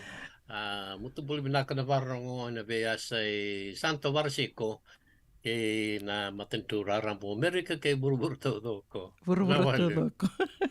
Vinaka. Vada vai liliwa tu mai sanangori. Esa iya elili wa mga enambongi sa singa go sangkay o tsinga vida batanamada wa tau tsunga na udebe singa ni ko nga sangkay lomani ke mami mai na langi sa minu ni tau sangkay basi ko may orasinga sangkay bo kata-kata balilay kata-kata balilay bate ni rongo aditi ko na vida na madha sa ndura kana lili ondo bakela to kami sanangori. Sina lebsara sa andrundru mbadi na buru-buru e suva vitang tangay chiko na itutuvi okla matau tuvi ke munu na mai chiko mai munu bata ya ve ke mami na bakay chiko e vici senga sar ni mata usa vitang tangay na isulu wate ke na itutuvi sa anda musotanga kanjina endona ka baka umandu ata kana nondor na vital no baleta ni na via rako da que no ni vosa vakandavu mas ainda não vosa vakandavu não eu tava tingana no vosa no chico no vosa e mentia vosa vakandavu e vosa vaka na ya na levo na ya sa sembenga ni vosa mai rabuni bulia toto bata vive toto bata ke na vosa mai nangara ke nambualu vive toto bata ngaindun di balila na vosa mai bambea waisomo bata ke narikoso oi vive kachi na vosa mai benga vosa onna vosa mai benga arto vive kachi tanga ke na vosa baka ono ya wato kana bos makan tabu mai yanu mai kan tabu lewu ya ve bol kachi no bos ngone mai benga mai anuda wat ke diomba ko tu doko ya ono tu doko ka manda ono mandanga indu tu na kena bosa tolu na kena bosa ia mai na bos mai yanu gon begaroni batu kan bek men naturu au singkila de viso ci wili ke wili naturu se io vive tutto in rabuni bate ke bulia bate ke yaukuve sa mai lala ya organito ke sara se ya liu tawo chico io ndo na numa chico ya ni o yaukuve anu lala tunga na vakambulia o rabuni Iyo, sanga tau chico kay ngau na beka ni vivo la buluchi kay se sarang kay dui mangrana bono membulakin so beka na kana kawar chico bulia so in rabudi so chico e ono la savia o gasini vuli ni nangono singi tumbu dake meki nando baka mengi ndo kene kito yambu ni baka samataka ndo no ya kendo tuku ni toto ke yambu oi Sanga ang karunga mandua. Toke ya bukan main rabuni se bulia se ve. Kongone me toka I au kube ai? Oi, iya. Toke ya. Era ni ya mek ni turanga mai au kube, ya ronin jina. Yo ngai do baka me vai mbale te tu me ondo udina. Ento tuko ni toke ya bo ondo udina. Ya matan do udina tiko na vea sai ti todo ko ronin jina taranga kori yo. Yo satu budake mai usangi baka mundo gerongo ngona ni talanoa. Ui, kena mbali ondo udina ni nungu tumbu dake mai ndona numutunga ya ondo udina ngai mbulian rabuni yo tiasa. Oi, buru-buru tau sing ni buru-buru tau do ko. Okla sengo pek ni abi Santa Barsico. Ya. Oh, dele busar pek ratuisa nango Kay lebun peka. Oi, ya ve sai bici chico, yo vi ke mami mai lau. Adana ko tutu matua. Angay chuko na yata na may bengo baka umbalavu. Angay libo talaga na libo na yata na daw din na may pagkakang kay chiko ya kay na biya sa rewa may isa may bungalay yata na o lewa din na turang alib may bungalay. o sa tau sang le mani adana ia le tau chiku ni adana na bea sai viti. Yo, mai na nomani ki la manda na wika me mbele ti viti, na nonda, na vanua, na vosa, na itovo. E wu manda mai wada wea? Na ndui On daudina. o se peri so mana tarongo ri bula o kere mona bantu ton takin ton ka o ka ta ka umbala bu mai benga o daudina se ngo ta ka umbala mun ta kuanga o me ka kele lebu o daudina mai benga o morro ano bu mai benga ia sebentar mata na tarongori sa ya do bakada pa men tundi bakale na nonde bosa ke na nonde itobo na bea sai viti e ton nandrau na matagali bosa ni bonua e nonde bonua ga indui talangana ke ni tobo matani ka men de kila na itobo ke na bosa signi wase iba kaya sana na sana na karon bulia na kay walang ng una wa koloni signi pa kay balbalin din na weekend io na buni ke na dundu ia ru chiku beka en dua beka ke ni ndikla na tawa vanua tolu na undolu ne bakso cher mai tawa vanua ke na kai lapita saya dan chiku ni kua singna dan tinda en de sing lao de na dan dina ia ara mai tawa vanua i viti ara sa lako sa ni vanua levu viti rola ko mai vanua tu beka sa mai solomone ara mai chiku ara gai viti tokiaki Wakambimbi baravi, tali taka bakalebu na chiku baravi. Aochi, na nondravi tokiaki sarangai sengani velakovi, pakai liue, saya. Ni saya ona benua lai chiku kina pakai so lai chiku ivano levu, lau ikan davu, peso china benua. Na nondra lai chiku kina ragai senga tali ni velakovi patikira mai nandronga se mai asau, Artoka saranga. Ni patana mo sa ento bebeso na ito po ento bebeso. Yan doon na buna. Nandui chiko senga na velakovi, sangai bebeso na bebonua na nosupat kena ito mo ya. Kena karua ni sa tawa o chinondo benua, erangay murtal mai eso mai Vanuatu beka se mai Solomone se mai New Caledonia en dundui na non ritovo eranga kauta mai eso na tovo vovo eso na voso vovo sanga mai eranga ado mera vos bagaviti ia na vos bagaviti ra vos taka en dundui ke na voso sa Turao. mai veo aki tiko ve waki tiko na vosa ia Totoka ya sangai matata saranga kina ninda ngai bakasama taka na lebu ni ninda tok ngai viti o kena lebu ni vosa kena ngarabi mandanga iso na kawa ka vanua indui tu Indui tani na ito rin ngarabi indui baka lebu Indu taru tiko mai ko ngasi ni buli ambalata ni da visureti tiko beira na do sema tiko mai meron do pakai tabi talenga na vital no indu taru tiko mai do talenga na yada ni vatu tanovo mai nukumbalavu ono iyo mai nukumbalavu iyo Wigor sa natarongo sa na tuku bito toka mai do na idengu taro Isa, iya, China. Bula vinaka na Rose. Nabu levu mai ono ne ada no tano we levu sarna kene tala no makawa. Indu ya au sarango da ni chiku na au benreva au sarango da ngani chiku na kena batu sena batu i tano we chiku na dona puno mai ono. Back da puno tiku di chiku ngori. Se ya da baka da se da na kene bale na ngau na go sini tiku na rawa.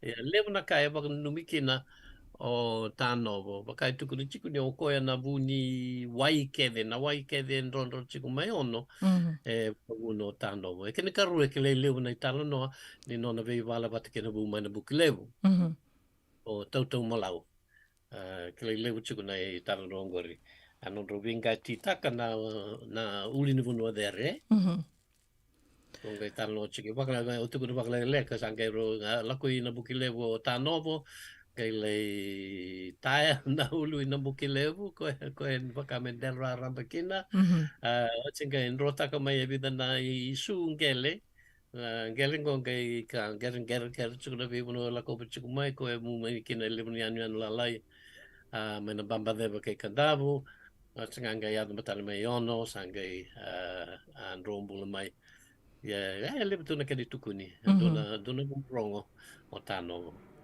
Totoka. Wala toka maingo Anna Rose. Ni ale ki tiko kina ono na wula e wakatu indona e wakata kila indona statue tu e ana kai wala toka maingo. Koe vinaka waka lewo. Ni taka ni ndona singa ke wakau ni ali tamba Anna Rose. Ke ranyo ni ngai mbita tali tonga mai ni ngai wasi toka mai na i tamba ni kau ni wanoa ni sali imbutu katu. Gasi ni buli nonduru ndonga nungu taru tali na nonduru vital no ne kavini kua baleta ni ndona kau ndo tali taka na ni kendo to bakami tunga nondo to ibol ni bulai go sa bulo chune na bula dava mbeka ndo da butikina na bulo chune na ika tiko na ika ndo lebu mbeka na ngonongo na bulo chune. Ia, naka, taru mina kangori. Ia, matai ni ka mo mendangang karau ni kina. Na bula o chune, chulai, ngori na bula bakabalang, eh? Pakai ada ngama na bos bakabalang, eh? Dina. Ia, na dava na na yadane na nondo tu ibol ni bulo kendo to. Ia, ni sa pakandita ka na ibol ni bula bakabalang, chiku na bula o chune, chiku na matai ni chune. Ia, ngori bakabalang. Uir tangkase, era sing ni do kaya, ui sai matai ni singa ni bula o chune, kani bambali sa bula i keli bisa bula i wer bekenda. Sianga. E sing ni teku bu na matai ni singa ni bula bakababalang, raung duinga. Oi. Na bula e pakada ni naka e yado kina, eh? Yado tiko, eh? Naka e yado chiko, ya kaya se naka inda vaka chiko. So, the reda manda na ibo mandale tungo vio na buli wer na bulo via vendo nui ke na bulo chune e sing ni to bata. Oi. Bulo i wer. Ya, ngon sing do kanangase. Ngon ai matai ni singa na buli wer senga. Reda nga na tos si sake na ngauna menda sa tiku wer mai na vi wer na buno ni uvi lori sanga bula i wer. Yo ke ni pomanda le bonua sa uti na keli an baba na keli uvi e te chico na uvi tau manda e wer chico e sono pono sa wer di oti sanga te kino na uvi tau manda e chico taranga na uvi ngai te muri e ngotaranga na ngone matua kina na kawai e matua na bulongo pakadada e do kelia se chico ngana nduruka wate ke na vido ito na matagali, ay, bakatu ng duruka, kaya nga ni daw lokana, tumbo nga siya, sing ni klase, doon na kanya nga siya, tumbo baka Italia nga na munususuan na vido. Na duruka, kaya ni klase, baka lewena, ito daw talita ka na kanya, klase nga baka masanto varsiko ng duruka, Gasi ni buli na levo ni store na non tu levo ni store na India sa tikongoi veketo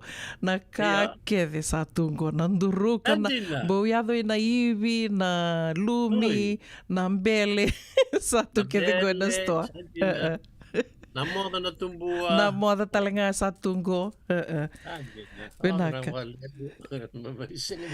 senga sartunga na lenga sa senga suti ni levo na wakanana no Runga manda ko etarava se chico se senga uro na ngaunango na unga vule o semberni reida ia o semberni o sa reida tunga baka mundo rere tu na kania Iyo, dona vida na mada saúde. É dava? Mai lau ke mam do kanya baka levo, te levo yan mai lau tu kina na unga vule, sing sun levo ina bebu no tale so, sing kla mai kandabu tu kina sa senga. Iya. Na unga vuli talanga nango da bulu na nuku me ko ni doi ni kawai, yana kene mos taki. Oi. Ya, mai wai e taka chiku nangoli lawa baleta nango ai ngauna chiku ni ika ngolivi ika geleni se abuni me bakana daniva na sarana kena ngauna sarchungango totoka sakuni talanga mai wai satiku bu marsakuni na tubuto Waka me da reitai ale alo taka tu ni waka madala taka tiku mai na vika sa i adu tu e adu tu mai na ina dela ningele me adu sereni wai na totoka na nonra na bulongo yo Totoka. Endua e taro tiko me ngoa ngasini vuli, kirikere me tarongi mando ngasini vuli, na vosa waka nanronga e waka angataki waka levu, na vosa na H, eh? Yes, actually vosa na rorongo na. Na rorongo, eh? Endua na vanu e viti e waka angataki talitunga kina na vosa ya? Dua tali na vanu? Kenisa o e senga. Nanronga dua. E singa ni, na numiti kuna kausa kei tukuna bileta ni asana, e singa ni asana taudoko nanronga. Na vanu e wangtaki na naha, e so na vanu ama ni asana nanronga, me wakataki duvu, singatoka, kei tumpani wai, e iado sa hana, se o sana, me atu sarangai na yochote ni tikino na vanu robe ala lekino nanronga kemba, yana vanu e naha. Mamali Vivian Dina na ala ngori, io mai vanua indua na tikina e ne asa nomba to e chiko ruku yana vanu na koro uto buna moli era pakai takatangana dine racing chiko ni asa no na ronga era pakai takana ko ngaya ia ni dia mai tos mai bar tos otake mai barabi na hai pakai ngataki do nua ya o dengo o malevu kortongo angelok mai na bono ba korlevu me bakata ki tangwange o bochua o bachua o lalai ya to sara ina korlevu ya sangai yala kina na kenda bakanga taki rotal na koro e rawili chuko ni asano nanronga o na matukulu batike komave e sasenga kina naha era mga taga nasa Batin dutan sarangan non robosa. Non rito. E talivia o Vinaka. Talivia o ngasnivuli ni na vosa ana ha e senga ni tiko na nonda waranu kana vosa wakaviti ia tu waka ngataka na sana na vi bono kede ni sada buta mingori o tia mengi mai volaitu e na kamata na dictionary e tu kina na você tu mai vakanga taka o se ni kilambeka tu e bu mai vakadava no non tu mai vakanga taka tu na vosango na rongo na ha na rongo e sing ni do kilana da na buna e de kilanga ni beisa un corindau yado vakalevu ena sing ena vea sai burbura yado mandanga na vos tonga mai tonga sabi so takana sa meha e vakane ada ni ika na saku vakatonga aku Amo senga tu valu e wasirua e sora kai na saku sora kai na haku mai Hawaii e biso kin na sa meha e radabuta na saku me hau Tahiti makatanga kina biso na sa meha e baba e ado na biso e burbu e ado sa ringa mai Europe mai Sipeni mai South America Brazil Mexico radabu e biso takatanga sa meha me waka ena vosa waka kirisi talanga e besau ta vosa waka kirisi besau ta kana hamesa tona kani bakaritaki en vosa matu ni Europe na ono ke na vitu waka latina e boleh kats kena vosa matu waka latina ana dom vosa kauna kai Roma raka 6 September ana bunu enta kai na ni Ruiono e waktu kai babalanga me 6 toplet Android itu waktu kami sep tuplat ya lalu kami nabos Latina ya nak kena baka kerisi na hex waktu kena hept ya lalu kami kena na hexagon gori heptagon ya nabos ya bu nabos baka kerisi waktu nabos baka kerisi bukan na sa meha me baka takinan ronga usin ni kai ni kai kerisi menan ronga erto via kai kerisi Den dua. Kanga visa o ento viado wasuma ena vea sai burura. Kena visa na sa meha. Totoka wakoti. O sengi tumbu dake mai nga sinivuli ndona kana nungundo ngoro i kia manito se ngoro i kia manito ngana singa ni kua e na nomu ni kila na vosa. Vikem do na sema tiko mai neka vini kua. Na matei ni ngona sengi mai wakamadhala kino nga sinivuli o tora rao tio ngō wakasamataka tiko ni o ni a wakamadhala taka. Ni o kia mani o ni a roa biti kia mani na nomu ni tumbu mo ni livuli the baka na vosa wa chamani. Se o ni ando tali taka na vosa wa chamani. O tia... Ngono ni sa Kia ni mbala ta sarongo da tongona no na waka diu ta toko mai na vi vosa tali so me na vi matini tueso. Sambu buta vina ka saranga na vosa tali so tali ndi na oro ni kani ki tō kalungata ni tō sa me seama tokango. Rani me vi wakararama taki tiko e na taro na vosa na nonda vosa wakana taro mbita tiko me ngona turanga go. JB na wuni sali avu. JB ni mbula vina ka ni seama tiko mbeka mi vei.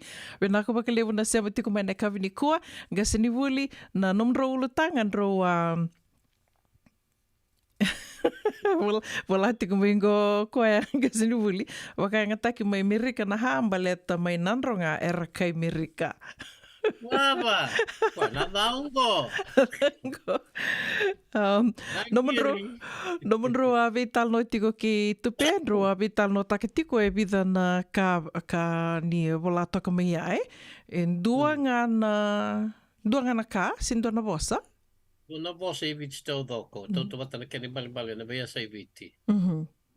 Na vosa davan beka ni sana davuta na singa ni kua, me tō wuli kina ni kua. Mina valeu.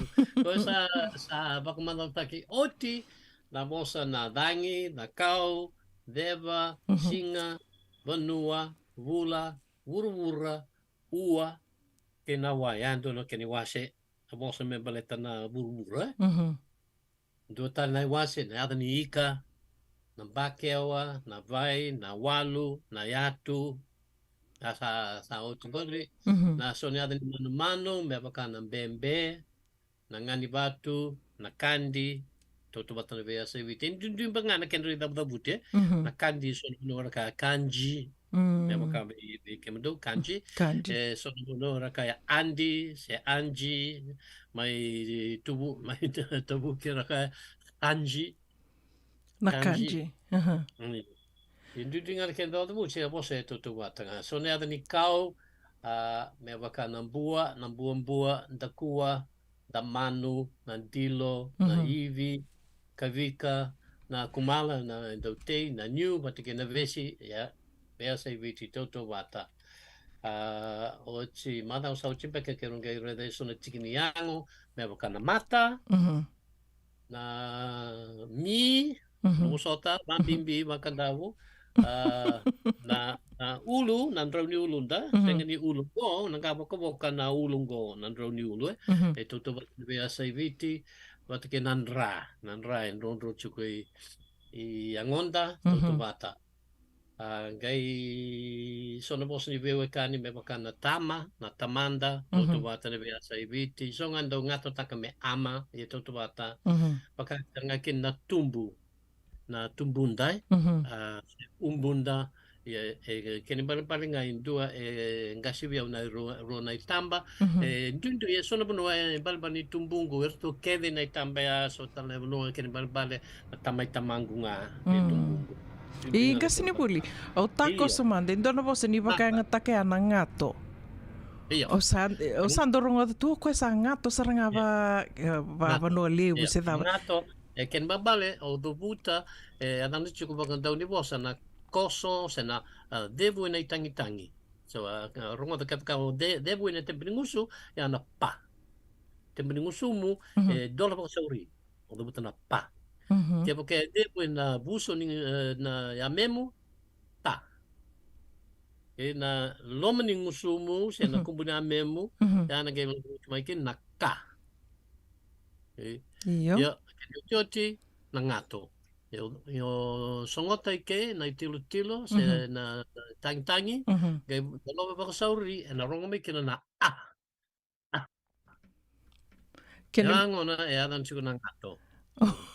Kene bale ni meran do tuku no koe ngato saranga ba kene bale nga e bosa saranga ba pakai bosa saranga ba no liu e buta na indonga na rongo e na bos baka viti ndo buta me ngato taki na ta e na ka sono bono e ngato taki ngana ta me baka me raki sono bono ngato taki ngana ka me baka me tabiuni kena levo no e vano levo ngato taki kina ria chico sono no mai vano levo e ngato taki ro kina na ta kena ka kene bale yo nindu e tuku na ya tu bosa yo Doi tukuna na ia tu wasango.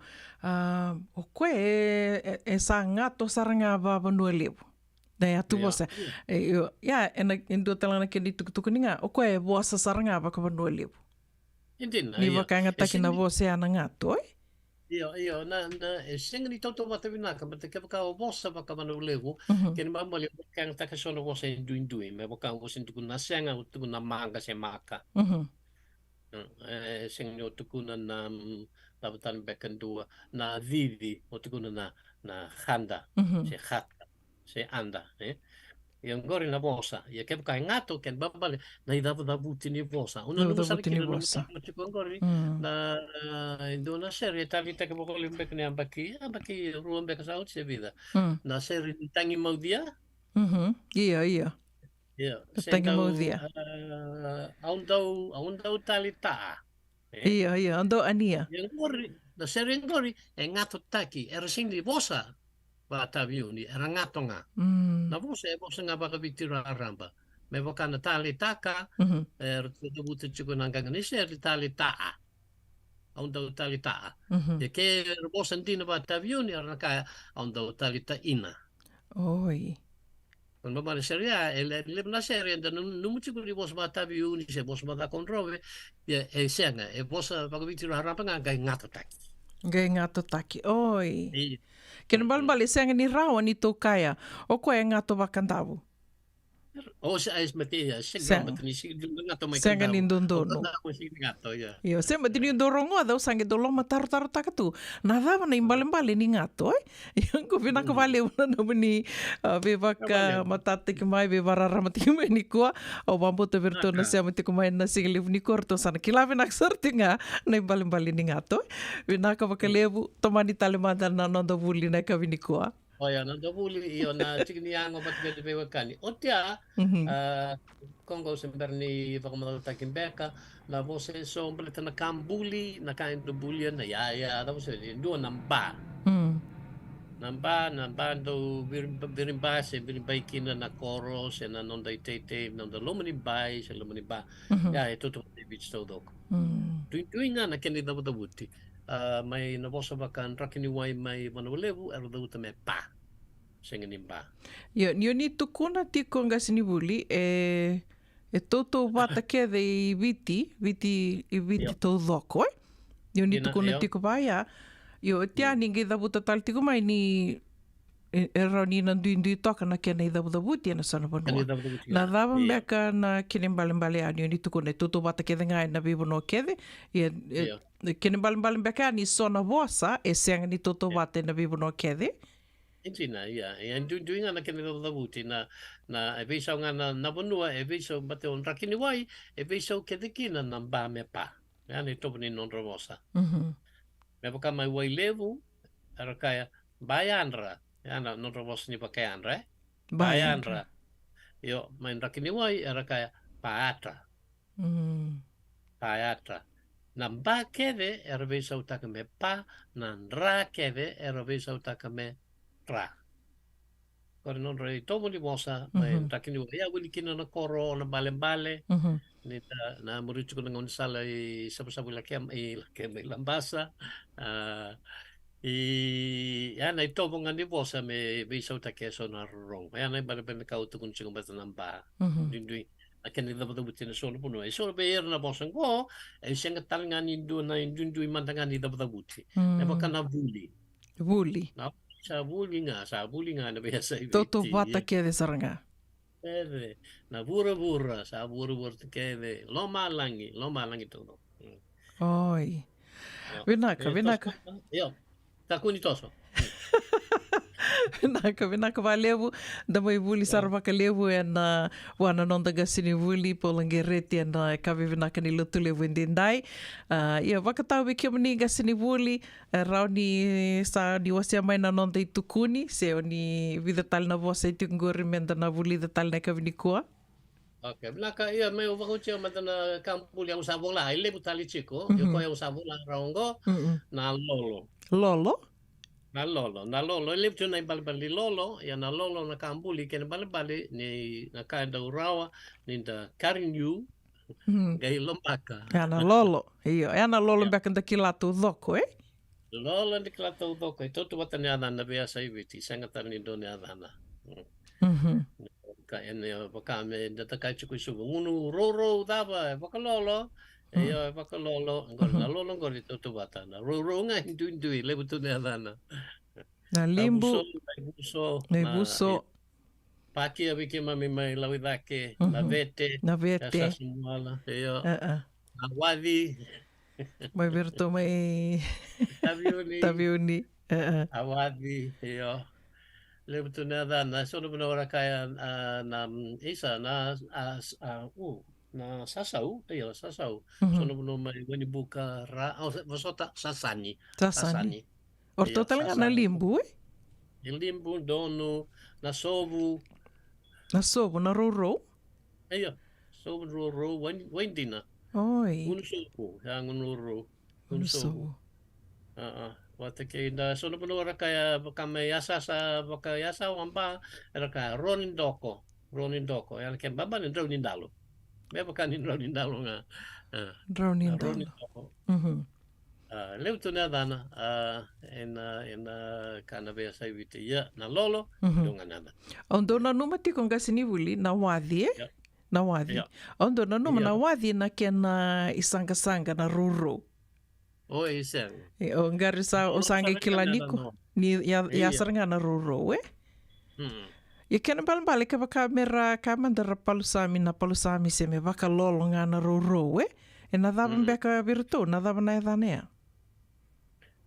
Virtu ibe ita no. Ma ita viuni. Ita viuni. Me arka va lolo wadi. Va lolo wadi. Oi. Iyo.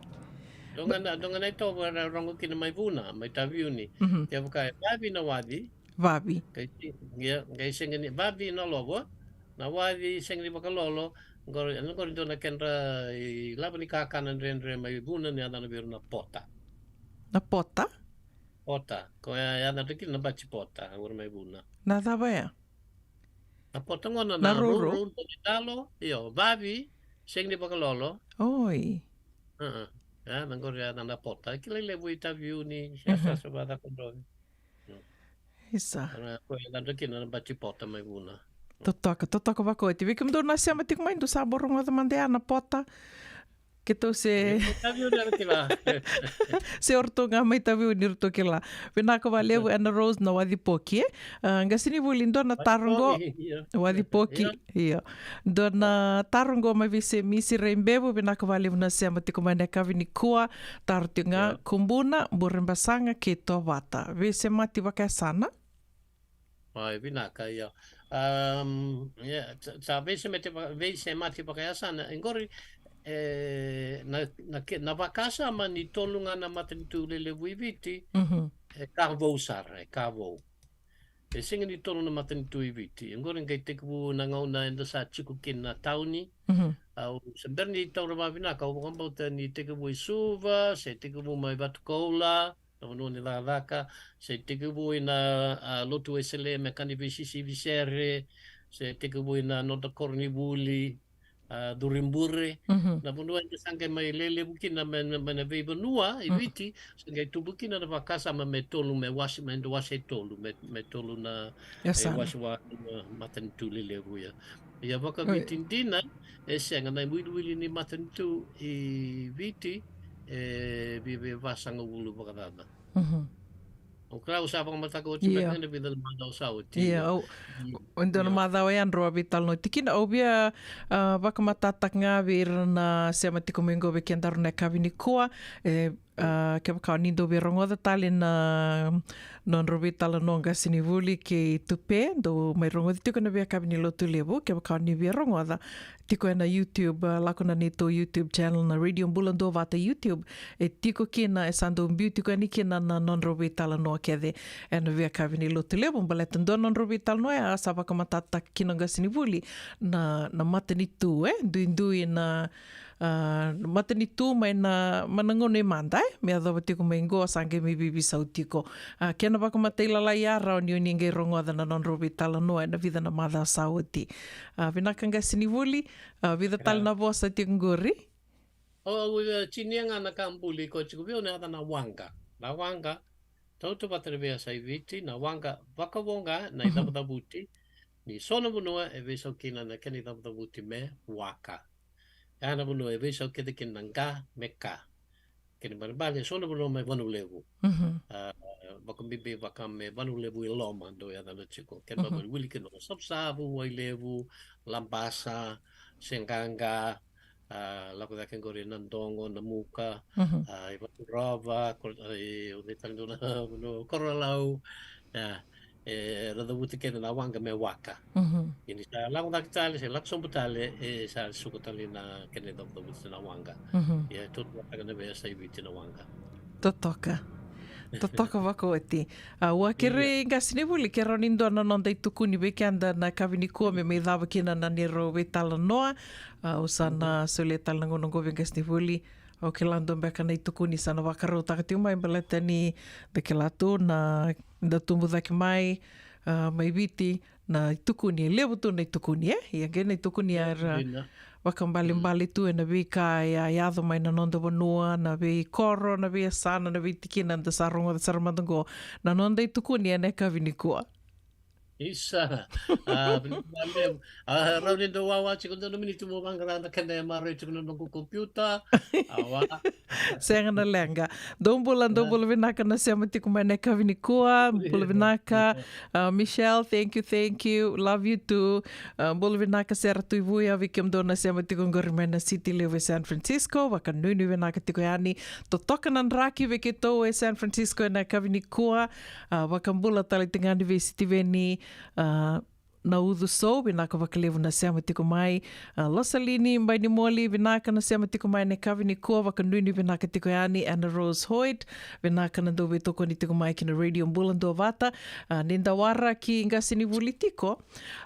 Obia waka na numiti ngai yani na nonda VCCV, na radio mbulando vata, keni tuku mata ila laini sema tiko ngai mai, o wakambuta sa wakarau tiko ngasini wuli na nonda I tukuni ne kawini kua. Kavale no muchiko amo sana mamaltaka na ngona I tukuni baleti tano mo kei a toto molau uklani na tali taka vale matangona kena makawan dundua ele tu na tukuni yang ngona kena makawan dundua usarida bola duna turangini tonga mai tal ibiti ni ada no choeli now turangini tonga mai tal ibiti iyo lesi ko na lotu esele me mai vokavuli ibiti levo na kai vakata ki choeli pulu koritala ngai dua to lele buna kai tonga mai babuli dikenda ibiti but they live na lotu o ko la mai e mai vuli mai Richimondi no le buli chico mai Richimondi a mai kandavu ke mena sei mikela angai na watching kina do na maramani ono o sintaro de nya dana se onu ive o cha ni sa ngai tukuna no ngasni vuli o misikere me lei vangare tuku mai na banua manu eviti e vagoachkina sa rikina buli mai Richimondi sa lako sa ngai bola mai e levna tuku makau ngone ambaki chini ka walu kono sang kalima ya san takuni kuila pero manta pakareu na kuila ngona ka bola o koya me baleti tanobo ena chini ka walu ono lima tanobo ni busotiao tanobo tanobo yo usana ono ke ulika ni na kana ka bola o ko ya me bakana kani tobo ona kere me una tiku butaka na tukuni no ka tukuni na valeu Redo será no tocan do ngana kalile ya Gona ni tukuni. Sa malta ki ocho ndengei ko tukuna usana ko malta na buke de viti ke tuku be ndengei ocha sanga bola o choeli nau e taravindengei o tanovo a kalongo ane ada ni bu makau na ada ni bu makau na kalo e kainaki ni non rubu na kai ono e tau marala na non e tumbu se na non e vuvu e vunga e raida ni lolo vira no uli vanua Ngai reo I dhake na ulu ina bukilevu, samani vuvu kina. Sangai le kelia na ulu ina bukilevu me kaute iono. I sa kelia chiko, ngai mira e so na gele I ra. Ia na kalau mai na bukilevu o tautau molau. I sa mira mai na gele, a mane waka. A dhaman beka sa lutso bukina na kango. Sa mani duritumba, ngai kunei tanovo, ni sa lave no ng baleawa in domona, sangai waka. Abe waka isi ni ngango. Sama ni demuri ko. Ebe kemi singkla na tamo ng baleawa, bakandavu, gari, sono mo na na ibua. Na kau e tangen tambanda me da dolate e ruana I dola. Katu liundo na manda dona katu I muri. Vesa, dona vesa I manda. Vesa na yung gari na isu na vesa dono. Yeah. Isa de muria a mani lulutu ng gele may nanona isu sarayano yano kere. E lutu tomanda e doniano o nangingia. Yame na bukilevu. Romai may luto o kambarikinawa ke nani tove. Romai may luto o matanuku ke nyuwangau ke na rotal nyano. Rotali may luto o vamboa ke ngaloa. Ke na rotal nyano. Romai may luto o yanda tabaya. Romai may luto o tawan romu. Romai may luto o wonumbia.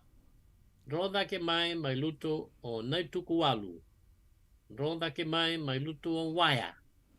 Yan laylay dono I namachu. Roda ke mai luto o veilaylayvi. Roda ke mai luto o bala.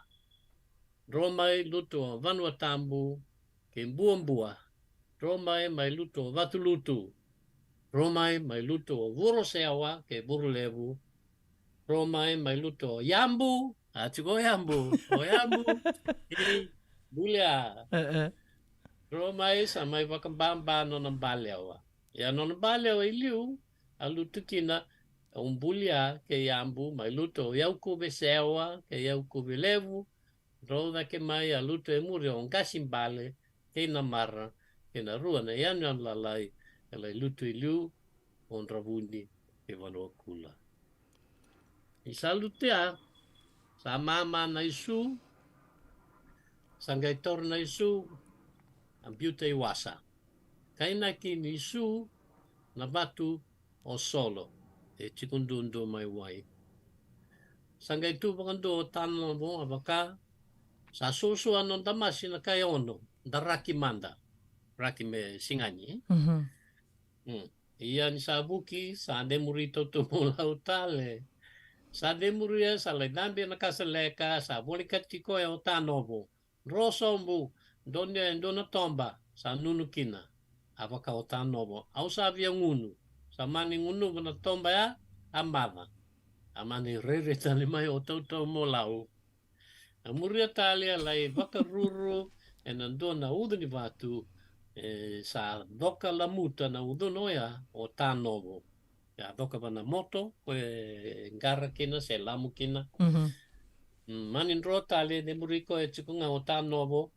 Ya do tali ne bukilevu.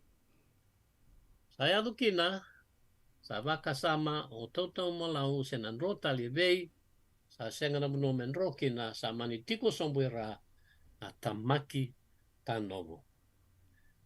A tamaki kin ba me tamavuai. Duo ita na kene vos posta ki mai kanda. So no buno me kanda para va do pa on bon nga. Na le tama wala. Sa ba ka tanovo. A ta tale o tamaki au kina kaisi uiko. Sa ba ni pa mama subua va umbula ratu. Ona ke ko tikanda todo come nomu. Sangai ba ka voa o tanovo. O anga imbula luni kaisi uiko. Samani lestali o tanovo ono. E kainaki sa lailava kana mangiti o tautau molau me yer na vui kandavu todo ko me kau I ono ve tanovo. Ongana na vuni non liu na kai ono I kandavu. Ana so beka na davir na. O tu pembeka. Ke tona manda chunga ai. Koia e na tukuntinga ki na ono leilai ono lia vukito e. Ia. Ia, na muli non raliu na kaya ono I kantavi, ia ni sako mana mangiti, ama ni dangi va, sa andre ni kawi ono, sa mani bininga main daku, ama I tukuni walenga hua I ono. Singabi ono na mangiti mana biasa kantavi, ia nga daku mai wili chuku iale ni kua. Oi. Ia. Sa mai otikina nongu tukuni ni kua. Vinaka. Vinaka wa levu gasini vuli polangereti, sa mai dawa talitunga kiena ni ro wetala noa nonda I wasininga ona nonda viti, nda rongo di tiko, na vea kavi ni lotu levu.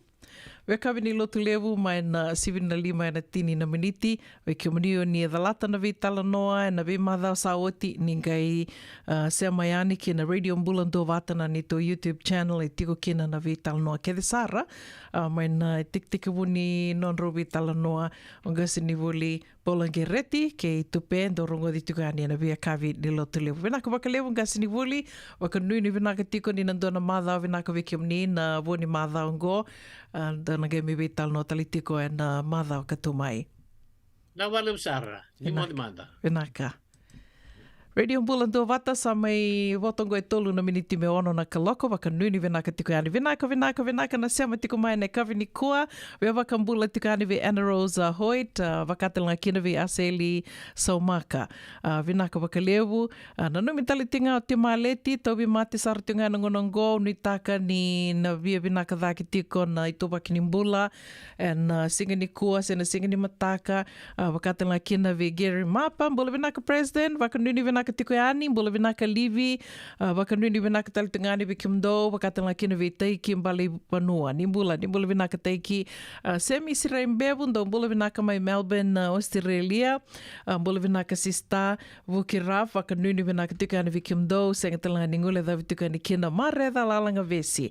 Vinaka wakalevu na sema tiko mai maredha, vinaka wakalevu na wakaitabi talitunga mai na nonda VCCV tiko yani Radio Mbulando Vata, Talks Mbale na Mbuli, vinaka wakalevu na sema tiko mai na kawini kua, vikiamni na senga tiko ni matata vikiamni, na dhava moni dhakava me raunio ni na sema tiko me kina nonda moni wakaitabi kina nonda VCCV ni sema tiko nga mai na kawini kua, unangai wakamatata taka tiko yani na vika moni na wakaidhora, wakambula talitungani vi losalini mbaini moli, vinaka wakalevu na sema tiko mai na kawini kua, Sera Tivuya, wakanuni vinaka tikani vi Kimandou, na city level San Francisco, wakatalanga kina vi Anambatamba, city veni na Udhoso, vinaka wakalevu na sema tiko mai, wakatalanga kina vi Andi Ateleite mbula vinaka Pipa CE, wakanuni vinaka tikani vi Kimdrau, wakatalanga kina vi JB na vuni sa levu, vinaka wakalevu na sema tiko mai, Losalini mbaini moli, ke Ulima, mbula vinaka Ulima, wakanuni vinaka tikani vi Kimdo e na kawini kua.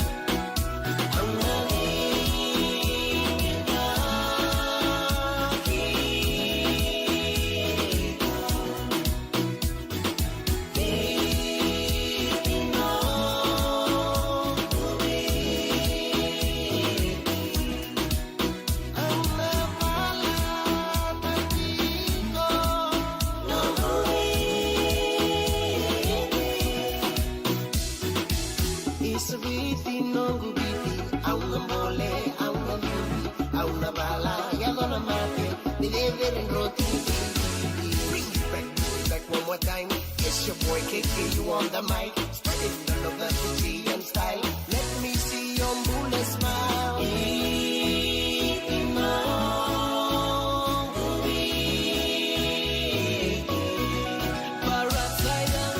Bring it back to me one more time.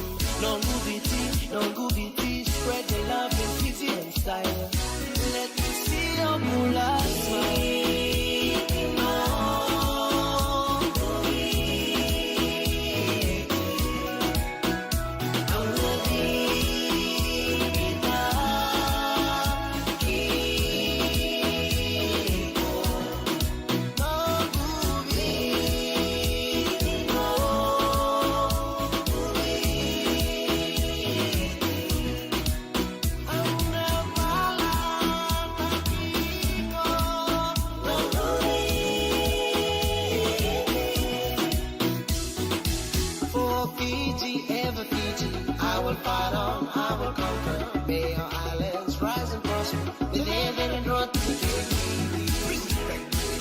time. It's your boy KK, you on the mic. Spreading the love of the G and style. Let me see your moonlit smile.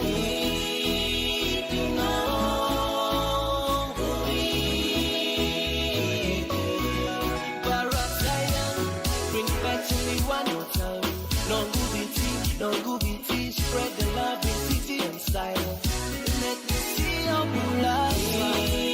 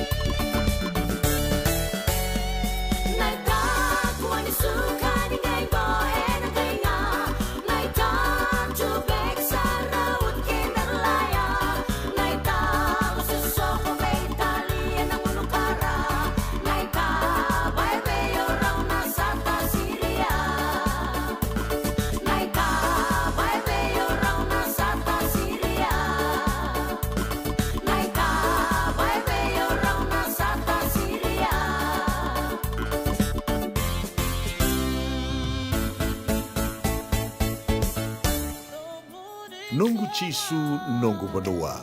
Dorongo de na vima mani ono kina vitu ene kawani bugululu ve kemada we California. Vima mani rua ene kawi kina tolu ene singalewu ni lotilewu ve kemada we viti. E warotaka na New Methodist Christian Fellowship USA. Rongode ene radio mbulando vata San Francisco me kauti kenda vata mai. Nada mo sarama da me huli kina dono no life insurance policy mai ve Lincoln Heritage. Sila nga yaw sa nakakira ni Turta na kabitu ni Agostita na 2022 o sangir ta kasarabiri ni tauna. Kabi nga ya kina mother nga ya sala ko mana check. Sengat tali ni biara, sengat sarangan ni biara palilai. In time sarang amai. So ang tali warga tali tunda warga. Kubertungko. Kau saya lo bengo kamu bilang tak. Nakamban bilang kang gua na heritage link. Ni, namun lebih nak sarang sengat tali itu nak kaya. Wakatar tutu nak kena. Takkan nak kena pepo wog itu tak. Kami somi. Nak kilau kena timber na tak.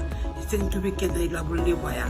Minta samu kina kisi na maron kina ngona mojuri paling bula kakina kar taka gondo na insuang. Baya sarangan na muna. The Lincoln Heritage Life Insurance dodo nga so muna claim na lo mena rusang bulu ka banewa. Kaya sa rona ang baki otin na policy ngaya na lenga di ko na beba sa oray. Dawi mati sa siyanga. Raw sarana baka leo fo muna telefoni. Text mai kina was seva walu bandua tolu 85 na kena itutu kumatelalay. Isan daw ang bulu binaka. Doon ngay ito kimay? Endo binaka ito banggara? Iyo, ni bulu binaka. Kito sing ito kibo sarangamay. Sa tutokan dino, Pennsylvania. May baka tumuli ang madoni turta na dadakan na tumuni wayway. Iya, kito sa mista ka saranga nakaka na wagabiti. Kito rongoda, nito kendo na stonda ulit kikenda to kakana. Iyo, na Fiji Cover Store. Ito ka sarangay liugori, nakakede tukina. Na Fiji Cover Store, ikaw ti biti may vokabuleka ka boka siya butaka na buwan na nalo. Wali teki tukina na tinika, tinibul Macau, takas ice cream, na mateni, na ika, na bele, yado kina chase ni gunengona, na twisties, na bongo, kay na bean, kay na bungatali. Sangay lebu sarangan nengona, kareang gona binakadina. Ngayon dolo mo talangango na non-reto boutique. E politiki na naisulu kanta kilaita ni kina daga nilinga karena nisoli boy loloma. We kemo ni mai Pennsylvania kina vebu no bole kata. Era talanga ni wako tanga mai na nomani ota na taliboni se email karena tau nangai wako tanga na nomando boli. Yana Fiji Cover Store LLC, 100 South Mount Vernon Avenue, Uniontown, Pennsylvania. Naboni taliboni vitu saiba vitu wadi orua vitu diwa vitu ono se vandu lima tolu saiba vitu. Diwarua Vitolu se email kina FijiCoverStorePA@gmail.com. Nungu chisu nungu vanua. Dorongo de na vima mani ono kina vitu ene kawani bugululu ve kemada we California. Vima mani rua ene kawi kina tolu ene singalewu ni lotilewu ve kemada we viti. E warotaka na New Methodist Christian Fellowship USA. Rongode na radio mbulando vata San Francisco me kauti kenda vata mai. Radio mbulando vata me kauti kenda vata mai. Mai San Francisco ki burubura. Sema mai ngai wase yani.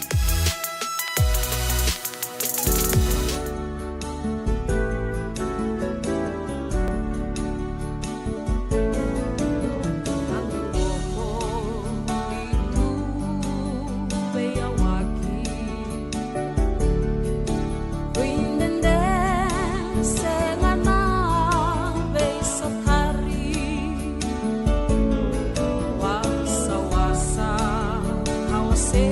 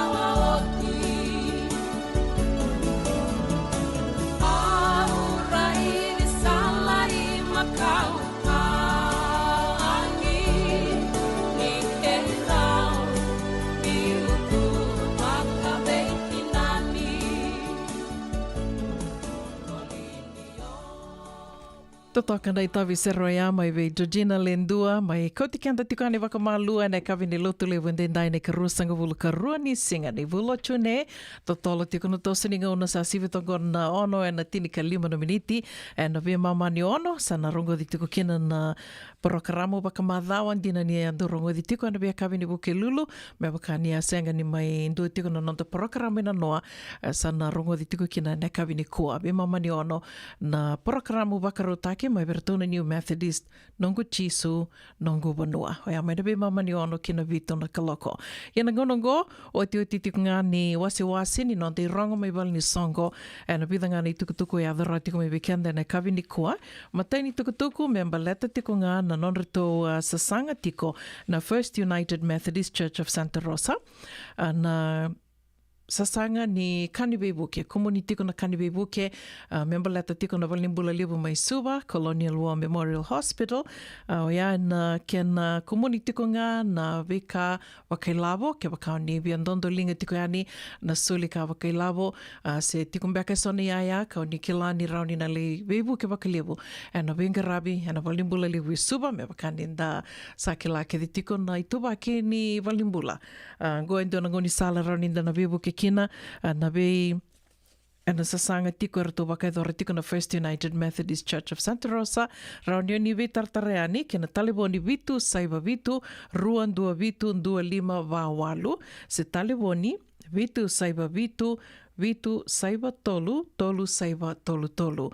Ana mitu ka ni na tikindua, na nonda wata watongo na radio mbulandua wata ka tiko wata talitunga ni kina na QR code, ranyu ni scan taka mena ngai o ni reida kina na wakamatela lai memba leta tiko na sasanga ni community ko na Kaniwei Buke, memba leta na Walimbula Libu mai Suva.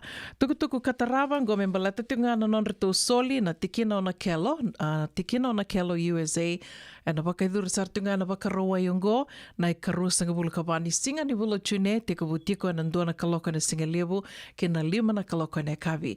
Wakaidura tiko e na tolu ono saiva, 3600 J Street, Sacramento, e na kitiko ngā ni soli yungo, na ke na sangaituk ngā, non rito sa sanga tiko na tikino na Kelo, me na wakaiaya taki na wale ni wai ke sara, na dispensaries e na tinika tolu na koro, e na tikino na Kelo. Ritoa sa tika wuna tiko mai na mothers e na embaki saoti, kau wakanuni tiko ni na rao ni na ndua viratou na leo ni komiti, me ke tona me vital no tiko e na sasanga yangongo.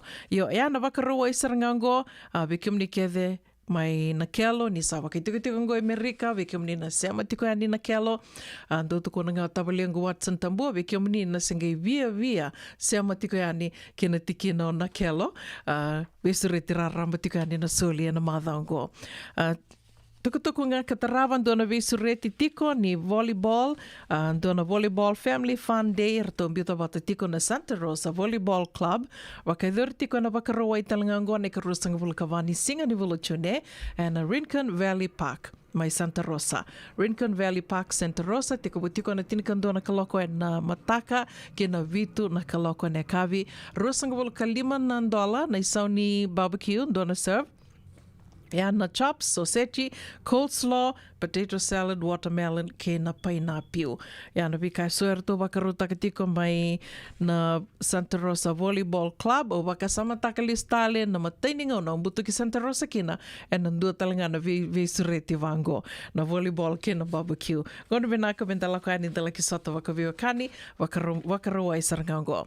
O te otinga ni tukutuku, e na irongo mai wali ni songo e na kavi ni kua, memba leta tika na singa ki te levu, singa ki te levu, wakaidhuri tiko mai laie Hawaii, te kabutiko na songo, e ana mbose wakaembaki, ana wakaidhuri tiko, e ana wakarombuka, ne mataini singa, ni vula Sevitemba, o tiana ke na songo, wakaidhuri tiko, e ana wakarawai, na ke na soli, na wakarawai, ke na kabi, wakaidhuri tiko na banquet, e na Hilton Hotel, Waikiki Beach, mai Hawaii, na songongo ya ando todo ko na moni madhawa ni matai ni singa ni bulo September gele ke dava tiko na dona lotu da ko bata wa ke der tiko na vali lotu no sele mai lai Hawaii na kena singa tambo ninge ve tuku ni taka tiko yani mani songo dava nga ando le wana tiko se sengei ando ve tal no taka tiko men to ya bombe ka ndo ni songo e tiko na kene naki ne va ko tamai go ndo ngoni sala roni na vivu ki tiko ni kina na radio mbulando bata na kena mai kadhiva ki wali tiko yani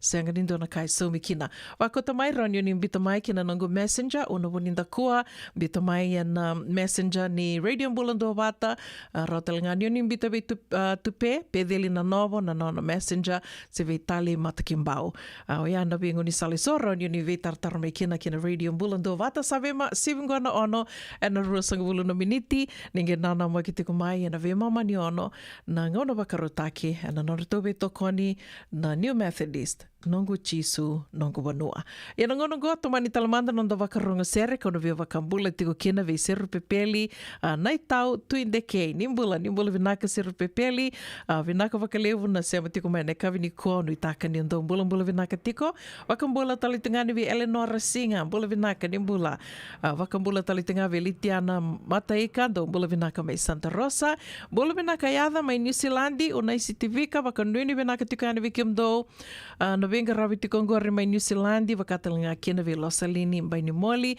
venaka vakalevu na sema tiko mai na kavini kua mare da lalanga vesi venaka na sema tiko mai Yuda wa Kolo ni mbolo venaka semisi rembevu ke kemdo ke de sara na sema tiko ngore vili ni utiko mai na coal mining town Gippsland Victoria Australia vakatalanga kena wana nungu favorite naita mbolo venaka la sarusa toke langi EJ mbolo venaka EJ vakatalanga kena ve Elliot Fong vakanuni venaka tukani vi kemundo vakambula talitunga yani ve Sitiveni na udhuso venaka vakalevu na sema tiko mai Sitiveni ke sai dava singa nimbula venaka sai mbula venaka Toxa Bale Nambuli venaka vakalevu na sema tiko mai na kavini kua se venga na vano ni sema tiko mai kina vakanuni venaka ninda venga ravi tiko na matan renrenre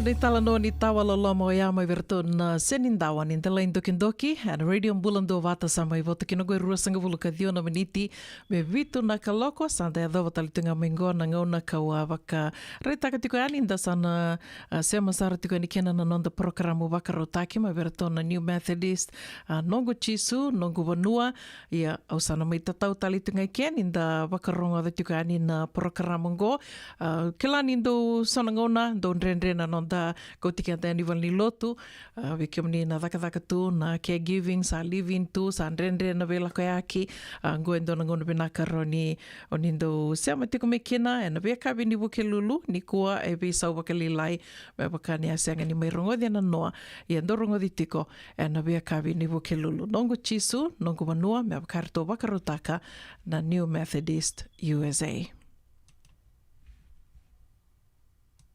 As a believer, do you feel that you're still struggling? Maybe you're still struggling with your relationship. Struggling with your finances? Struggling at work. With your social life? Or with your spiritual life. We invite you to join us on our Family Table Talk every Saturday at 7:30 a.m. on my TV. Or catch us on our Facebook page.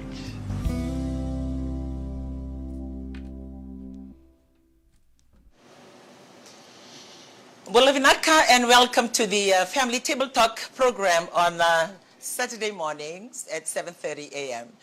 Well, we would like to welcome you, and also to those of you who have been following this program outside Fiji, all over the world.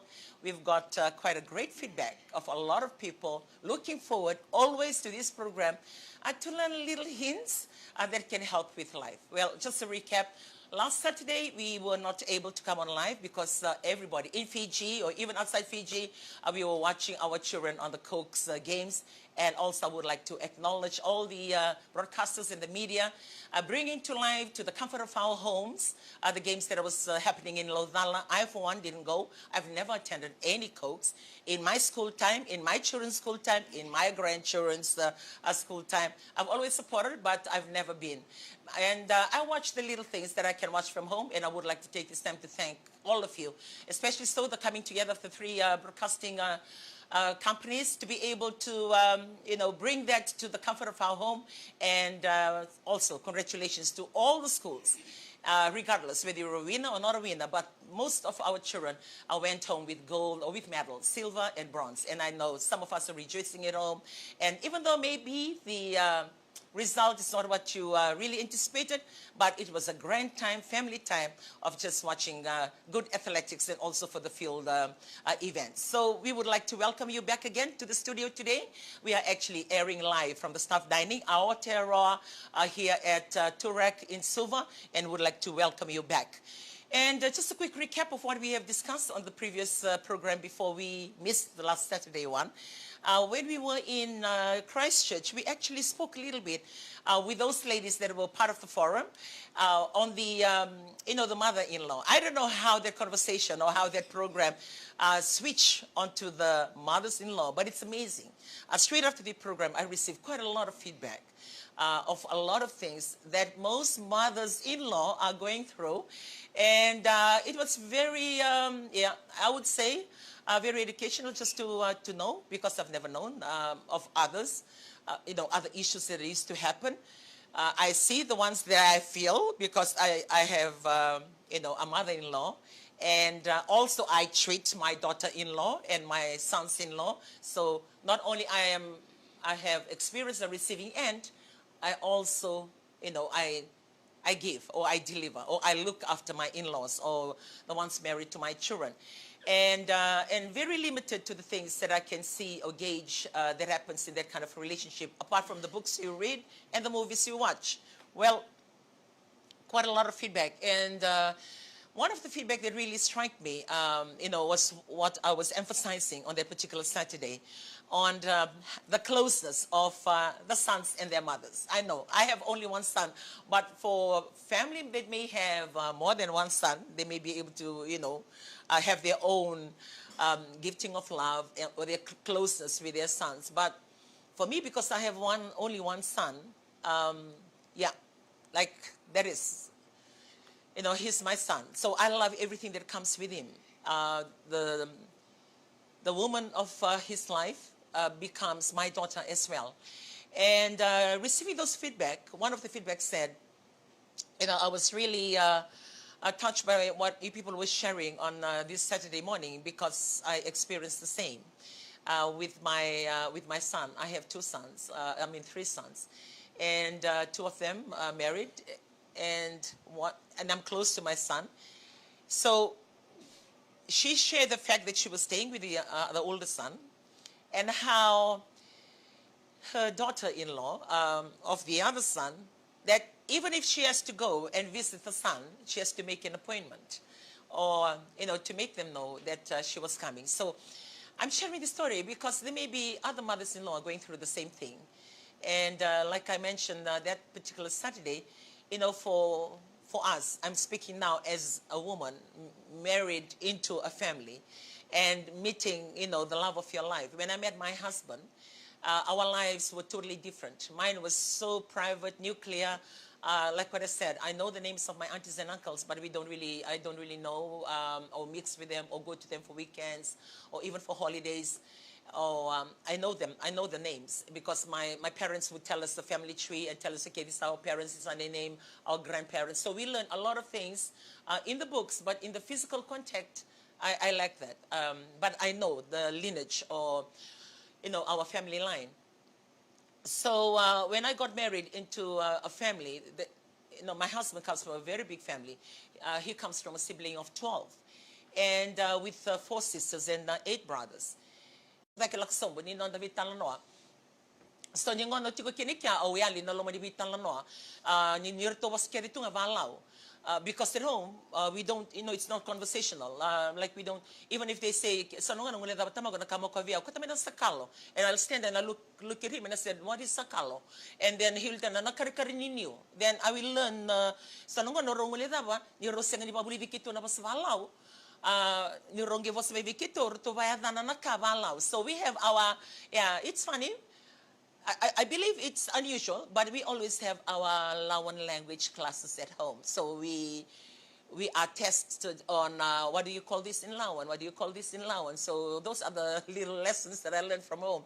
But when I walked into my husband's family, everything is Lawan. The speaking, the eating, the everything is Lawan. So you become a foreigner. You sit there, and you don't want to tread on people's toes. You say, and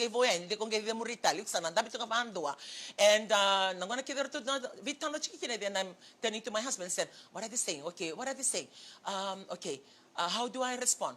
And okay, like I was living like that, but I fitted in. I managed, and I fit it in and I fit it in very well. I love them. I love my sisters-in-law. I could say, like, if I hang out with my sisters-in-law, they were like my sisters. They were like my older sisters. And one is like my younger sister. That's the irritable one. And I really miss that one because we were very, very close to Po, Ombuna. And she went on to live in the States until she passed on. We were very close with Mbuna. And, yeah, she does all the silliest things that she can think of, and we can hide it from our mother-in-law. So it was, yeah, like what I said, I'm sharing my life, and I knew how much they value their brother. And I see the way that my mother-in-law talks to my husband, or my boyfriend then. I can see the closeness. I see the closeness. Because I love my husband, or because I love my boyfriend then, in my heart I was thinking, this is, I love that connection. And I had the same connection with my parents. And I don't want, in my heart I said, I don't want to do anything to take him away from that relationship, which I promised myself. I didn't tell him, but I just did it to myself. And I managed to hold on to that. Our home was the go-to home for her when she leaves the island to come to Suva. Like what I said, she has 4 daughters, but she's never slept in any of their home. She lives comfortably in my home. And it's like I was the daughter. And we had a very, I was so close to my mother-in-law. I don't even call her Nay. Or I don't look at her as my mother-in-law. I look at her as my mother. And because my mom was staying with me too, so I had 2 moms at home. There was never a time that I've spoken to her or told her that I didn't like anything that she was doing. Yeah, I love my mother-in-law. And I feel so blessed with the way that I've sent her off when she passed on. We managed as our family, like what I said, that, she have 12 children, siblings. But when she passed on, my husband was her only son, apart from the elder son that lives in the village, that was present there when she passed on, with all the burial and everything, the rituals that you do in the village. And I felt blessed because I felt in my heart, I looked after my mother-in-law until she passed on. And that is why I looked after my daughter-in-law. Yeah. At home, if you walk into my house, you wouldn't know which one is the daughter and which one is the daughter-in-law, or which one is the son, or which one is not a son-in-law, because I love them all. Why I'm sharing this? Because I don't understand why we get married to our boyfriends or our husband, and then we try to, create or build a rift to separate their sons from their mothers. Yeah, mothers-in-law, some of them, you just walk in and they saravosa tunga, leka no naliko, evada to no luna, no sa rimbalavo, all those kind of thing. Because we always wanted to have a say in the daughters-in-law we want. I'm really speaking on the sons-in-law because I know the sons are close to the mothers. You'll have your own moments with your daughters and your sons-in-law, but I'm speaking on the sons because I only have one son. And the feedback that I received, I think about 5 feedback, none to do with the daughters, all to do with the sons. And that is why I'm really hitting hard on that. So, mothers-in-law are different. And some of us too, mothers-in-law, because it's like you plan your children's lives. And when they walk in the door with another girl that's never in your mind, in your plan, like that girl is just off track. Like whatever she does, no matter how good, how she looks after you, from point 1. And some of us, we hold, chiefly status in our upbringing, and we expect our son to come through the door with somebody of the same, caliber. Or some of us have very good jobs. You mix with the high-end people. And you expect your son to walk in with the same level and the same crowd and the same people. And if they walk in with no other than their choice, it's like, you go bazooka. And that is why I believe the beginning of the relationship some of us, we kind of recover my, okay, sayado, Tikiko, isso fica nesse nível recover. Baka correto ngani, baka kudunro batunga na luvemo.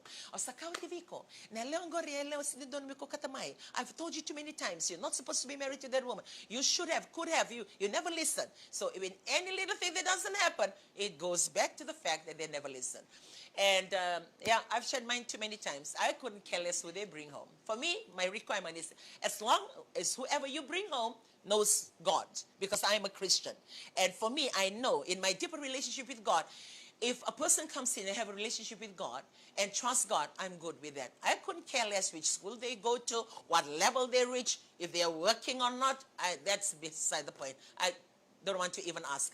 I just want them to bring home somebody that will not take my children to the world or take them to another life, but join them and serve God. That was just a requirement I've always told my children. I said, whatever you do, whoever you bring home, I'm for it. Because whatever you love, I will love. I'm your mother. But make sure, just make sure that they serve God.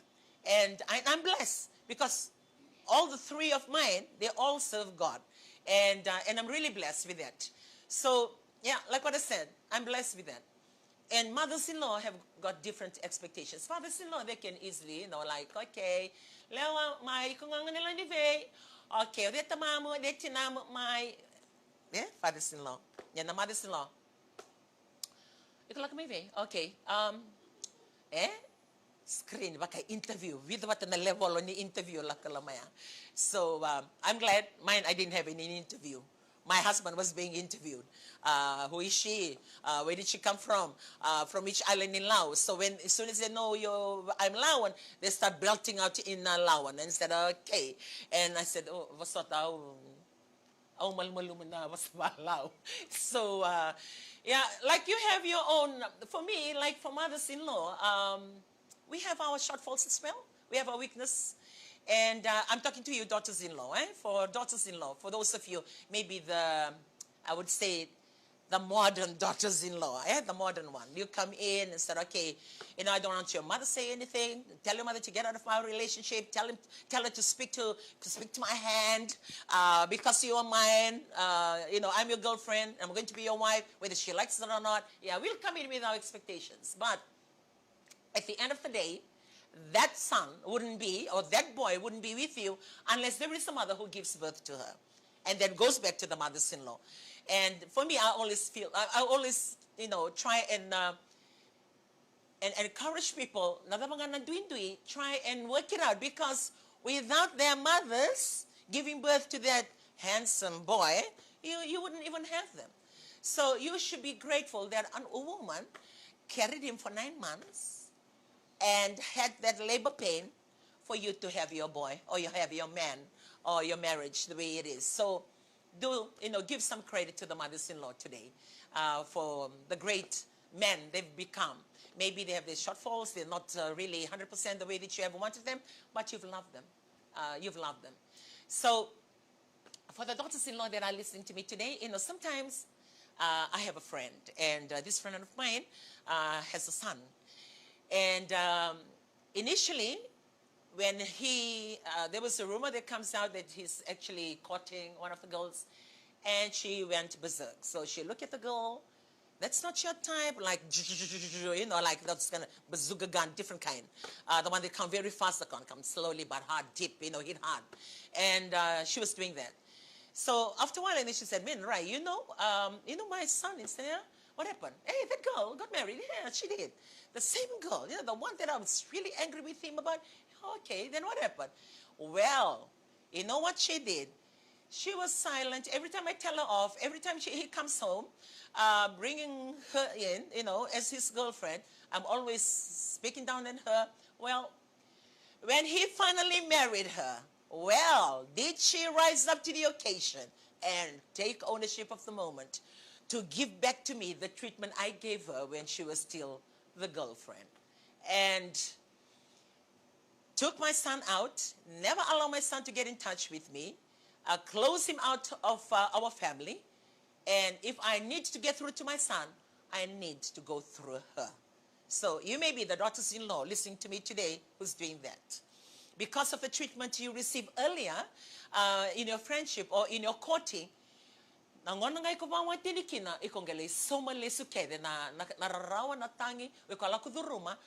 hit back to the family.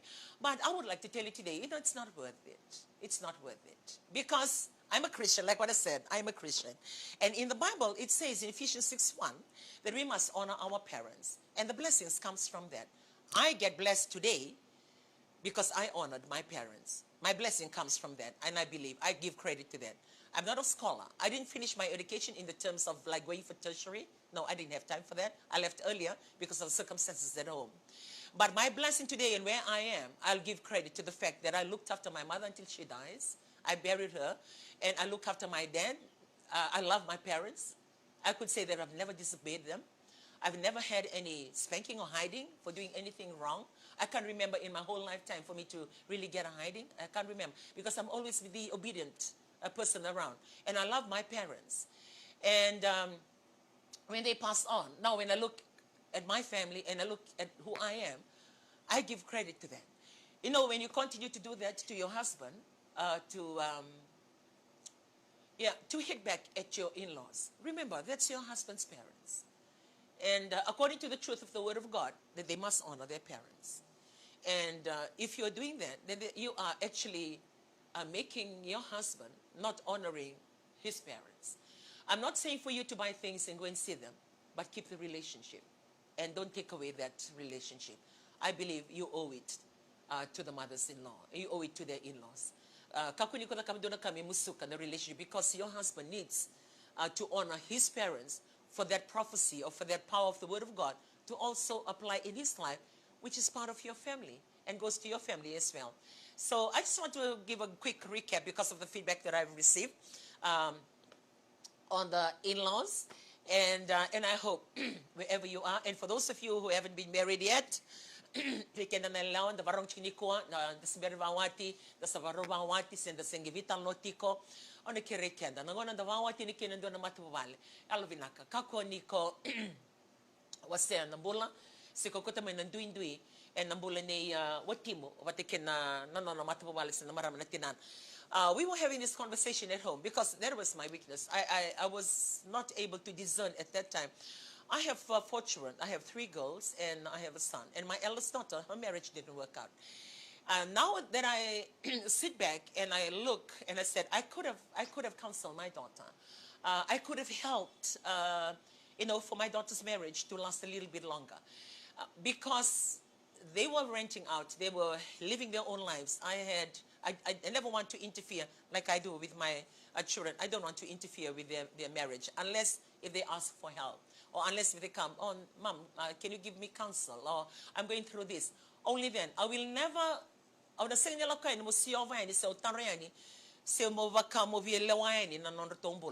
not until they ask. Only then I will step up as a mother to give counsel. And because of my relationship with my eldest daughter, she's always, she's like the cream of my life. She does all this kind of stuff. And when she was going through with her marriage, she never asked for help. And I, as well, I was looking from the outside, and I never offer help as well, or even got off my way to try and make amends. Because my son's father, he's so close to his mom, very close. Like what I said, just like the story that I'm saying, most boys are close to their moms, and most girls are close to their dad. So his parents actually live in Suva, and most of the time he travels to Suva because of his parents and because of his mom, and he's very, very close. My son-in-law is very, very close to his mom. Because of that, the receiving end from my daughter was different. It's like, why? He's always saying, I'm looking after the children and I'm working, all those kind of things. And those kind of thinking, when you entertain it, it really makes you hit back, and you hate the people that are taking your husband away from your family. And that's, when I look back, that's what happened. Not realizing it begins to create a rift between the relationship until their marriage didn't work. And now they, onto different families. But every now and then I always think to my heart, I could have provided counsel to my daughter to understand the fact that he's close to his mother. I could have made her understand that he needs to go and see his parents. I could have done that, but too late for me. But it's not too late for you. And for you daughters, when you get married into a family, please, I'm not saying for you to go and fit in or listen to everything that they say, but try and still make that connection, one. And second, for us mothers-in-law, when our daughters-in-law walked into, our home, try and understand that your son has got somebody else in their life. Before it was always you, and you, because you're too close. And now they've got somebody else. Try and learn to take a step back. Try and learn to let go and allow them to live their life. And not to be overruling and not to, determine or define their lives all the time, and thinking that they're not ready to have a family. Ready to have family. That's why we continue to tell them what to do. We continue to give counsel. Allow them to make mistakes, because through their mistakes they learn and they become better. And tell them, look, I'm always here. If you need any help, need any counsel, let me know. And give them the space that they need for them to find their own way, create their own relationship, their own bonding. And because if not, we place our sons in a very awkward position. One, they love their mother, and second, they love their wives. So most of the time, they're torn between two, torn between the wives and the mothers-in-law. Well, I've spoken too long and too much on the in-laws. When it comes to the daughters-in-law, I just thought of recapping that because after sharing it in Christchurch, I received a lot of feedback. And most, like what I said, 5 of all the feedback that I received was on the sons, on how the daughters-in-law come in and separate them from their mothers. So that's the roundup for the last one. Well, today we are actually going to be speaking on a totally different angle. And one thing that I was sharing with the two ladies before we started today, that we've always forgotten the widows, people who have lost their husbands or ladies who have lost their husbands. It's hard for me to imagine because I still have my husband, but it's always good and nice to know because it becomes like you can think of things that you can be proactive other than reactive as and when it happened. Well, I'm really, really blessed this morning. We have a beautiful, nice, cool air blowing through the air condition, but these two ladies are sweating on their seats. Well, I would like to welcome, Andrea, if you can zoom out, we have Auntie Torika Dusilele and also Auntie Diama Modevakava. So these two beautiful ladies, sorry, I must apologize because I just told them last night, and here they are today. They will be sharing their life journeys with you today. They will be sharing their stories. And their storyline would be the love of their life, their husbands, on how they pass on and how they're coping, the lives they had together, enjoyed together, and when that stopped, the lives that they're living now. I believe for most of us that still have our husbands, this will be really good for us to listen in and take note. Because when you know the repercussion or what happens after that happened, the unplanned, the unthinkable, some of us take a longest time, to accept the fact, to come back to reality that something has happened because you're so used to the fact they're always together. Well, I will start with Auntie Torika just to introduce herself, her name and the village that she comes from, and also mention her husband. And also for Auntie D, then they will be sharing their stories. We will have, we just have a discussion, conversation. If it benefits you and you know it's going to help you appreciate your husbands more, well, that's the objective of this family table talk this morning. Torika. Meni tal nga gasilebu. Nadango Torika ndusilele. Au maramani lasilase na singa toka nandronga. Abago wachiwe tal ngase baga vengu tevitan ndusilele. Koturang ni natoka lau matukulau. Tolu chiko na lubeke rau, eroa na tangane, dona leo. Tolu talchunga na makumbuke rau, rona leo dona tangane. Nakanti Torika, Auntie D? Nakanti Rai, hadanguna Ndiama, madavakadha, malimena koro lebuka, nambukelevu, na tikino nambukelevu, and no kandavu. Well, kandavu and nandro today, yeah. Wakawati sarna and totoka may lao. Yeah, beautiful. Koro mode.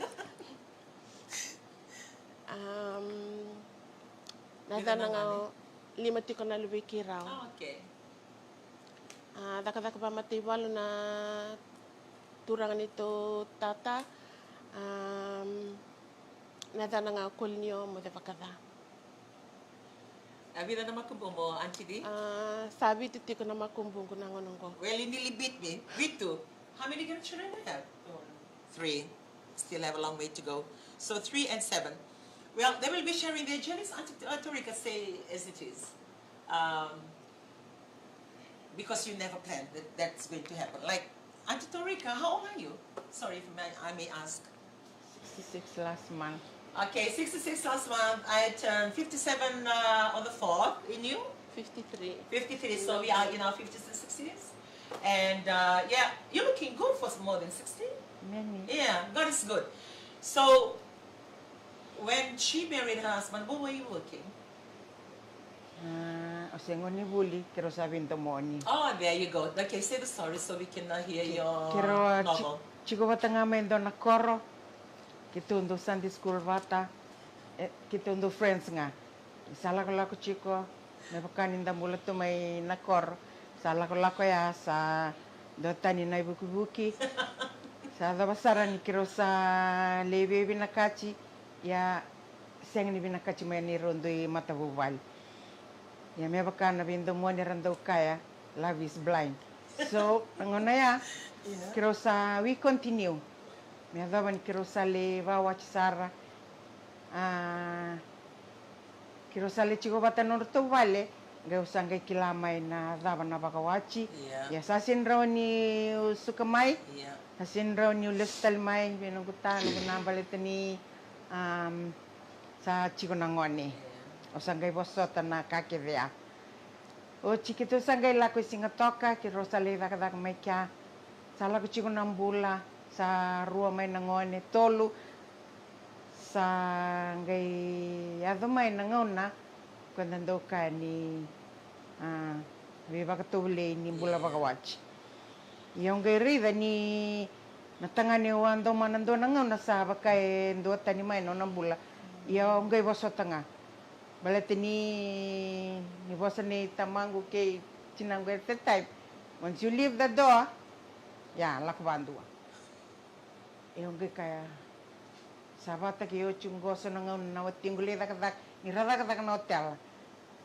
Lesumay sang lesumay na ruan na tulak ha matagali dakadak bango. Yeah, but oversota. Ya da na ngayon na kiro sa listal may suba ya na buli tubabo. Sa kiro may chiko isuba sangay meto sa na buli me raunin do na dakadak. Lebu na buno dakadak kina sa may dakadak sar na BSP sartu chiko na ngoni. Sanggali dakadak ni tuta na Reserve Bank. Sanggay bakai kiro sa ando batamay na bilo manita kana dakadak ni matabubal. Ni sandang kasinga Then we continue to look after our children. Salindo sar nito vale sartu kali lebu nangoni. Nangono ya kito sabi lo manita baka matabubal. Nanong side. Ya nono na side era tu may nakoro. Rando la kumay bikondo barida ni ususui pitilebu. Do barida non ra ito bani la kumay bakain dua tan. O sandong kay baridi ra chiko. Ni dua tan ng sususu. Ya ni sartu na lubeng. Yung gaysi ni biya barita ka bay talandu sini o sintalitanggo sa bitatunga. Sandong kay barido ko chiko na adangay barida chiko na nung ito bo. Akay mo ko heraba. Siya nga, kip ni bango. Kaya ko iyo, kip ni bango. Ni salak mayan tuwa. Nanuman chiko niya sa wakawach takan doon na turangan nilaw. O irna chiko may bono, irna biala kumay. Bi kaya. Yung sanggay barida. Ho. Ya, o bab ni pinakamanakalo ni undo mo ni kaya. O nando mo na talangan, o nan matabubal. Salah nangon na kiro ba ite bali wana then kiro selo tu wana tamban Macau. Quando ba ite ko te sarva kali wana lutu isele le baka tawa turara sa do barorong chuko ko wana mai TV ni undo mai o sa kata chukian do sukan kata do bia wasiama ko bia ona da bendo rongo dan singli. Me bakaninda marama taka dan lisu ngamin nakata santo kamu ko no time to listen to your husband. Ondong gay wasa chiku may bayo ko just don't want to listen. Siyang sarangan do nang go interest mo ronga da undami matanga mo ronga da na kando tukuna chiku may ko yung baleta na kay sando ronga da na singiliw. Lako chiku sabi mo ko na taka sa gay ka ko au sini binakata na lako taliluti kya. Yang kaya ba? Dar satu ngeval, terus sama itu ival. Nangono ya arto salilem nangoni arto sandula kono bon arto ndui daga kina. Arto chuku keda me na west arto nangoni. Balete ni non arto bono ni daga chuk ngamekya. So we were alone at home. Sangin dori di ko ni hey singa keda ndambi tu bana TV. Ko na mata kalilai na singa lebo na kabi. Ndo bar na sa ndo bar na chuku iko. Kan ngono ko bar na man go.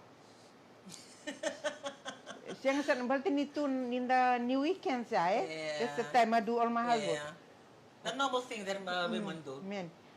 Onggay ronga the chico sa lako chico na ni rumbule ni bay maliwa yung ka. Maybe he's saying something mebu muria na binakin nung kumbul bayal. Onggay iya talo. Do talo no mo ko But yet you're not impressed. No, siyang saranga. Kaya nangon na may kirusa nga our early 60s. Kakay bu. Au sando kadiri ko na tukay. O ya ko sando kadiri yung bu. Kendar mendar salay luto iti. Hey, sali mo na luto ba kutsiyo kinoy ko. Lak man dangay ko. Sange bare de chico va sandu va malu ate ki o chico kai. Me adava nga na ngau na sakai ki no kai. Ni koro sana la ko me ki no. Pero was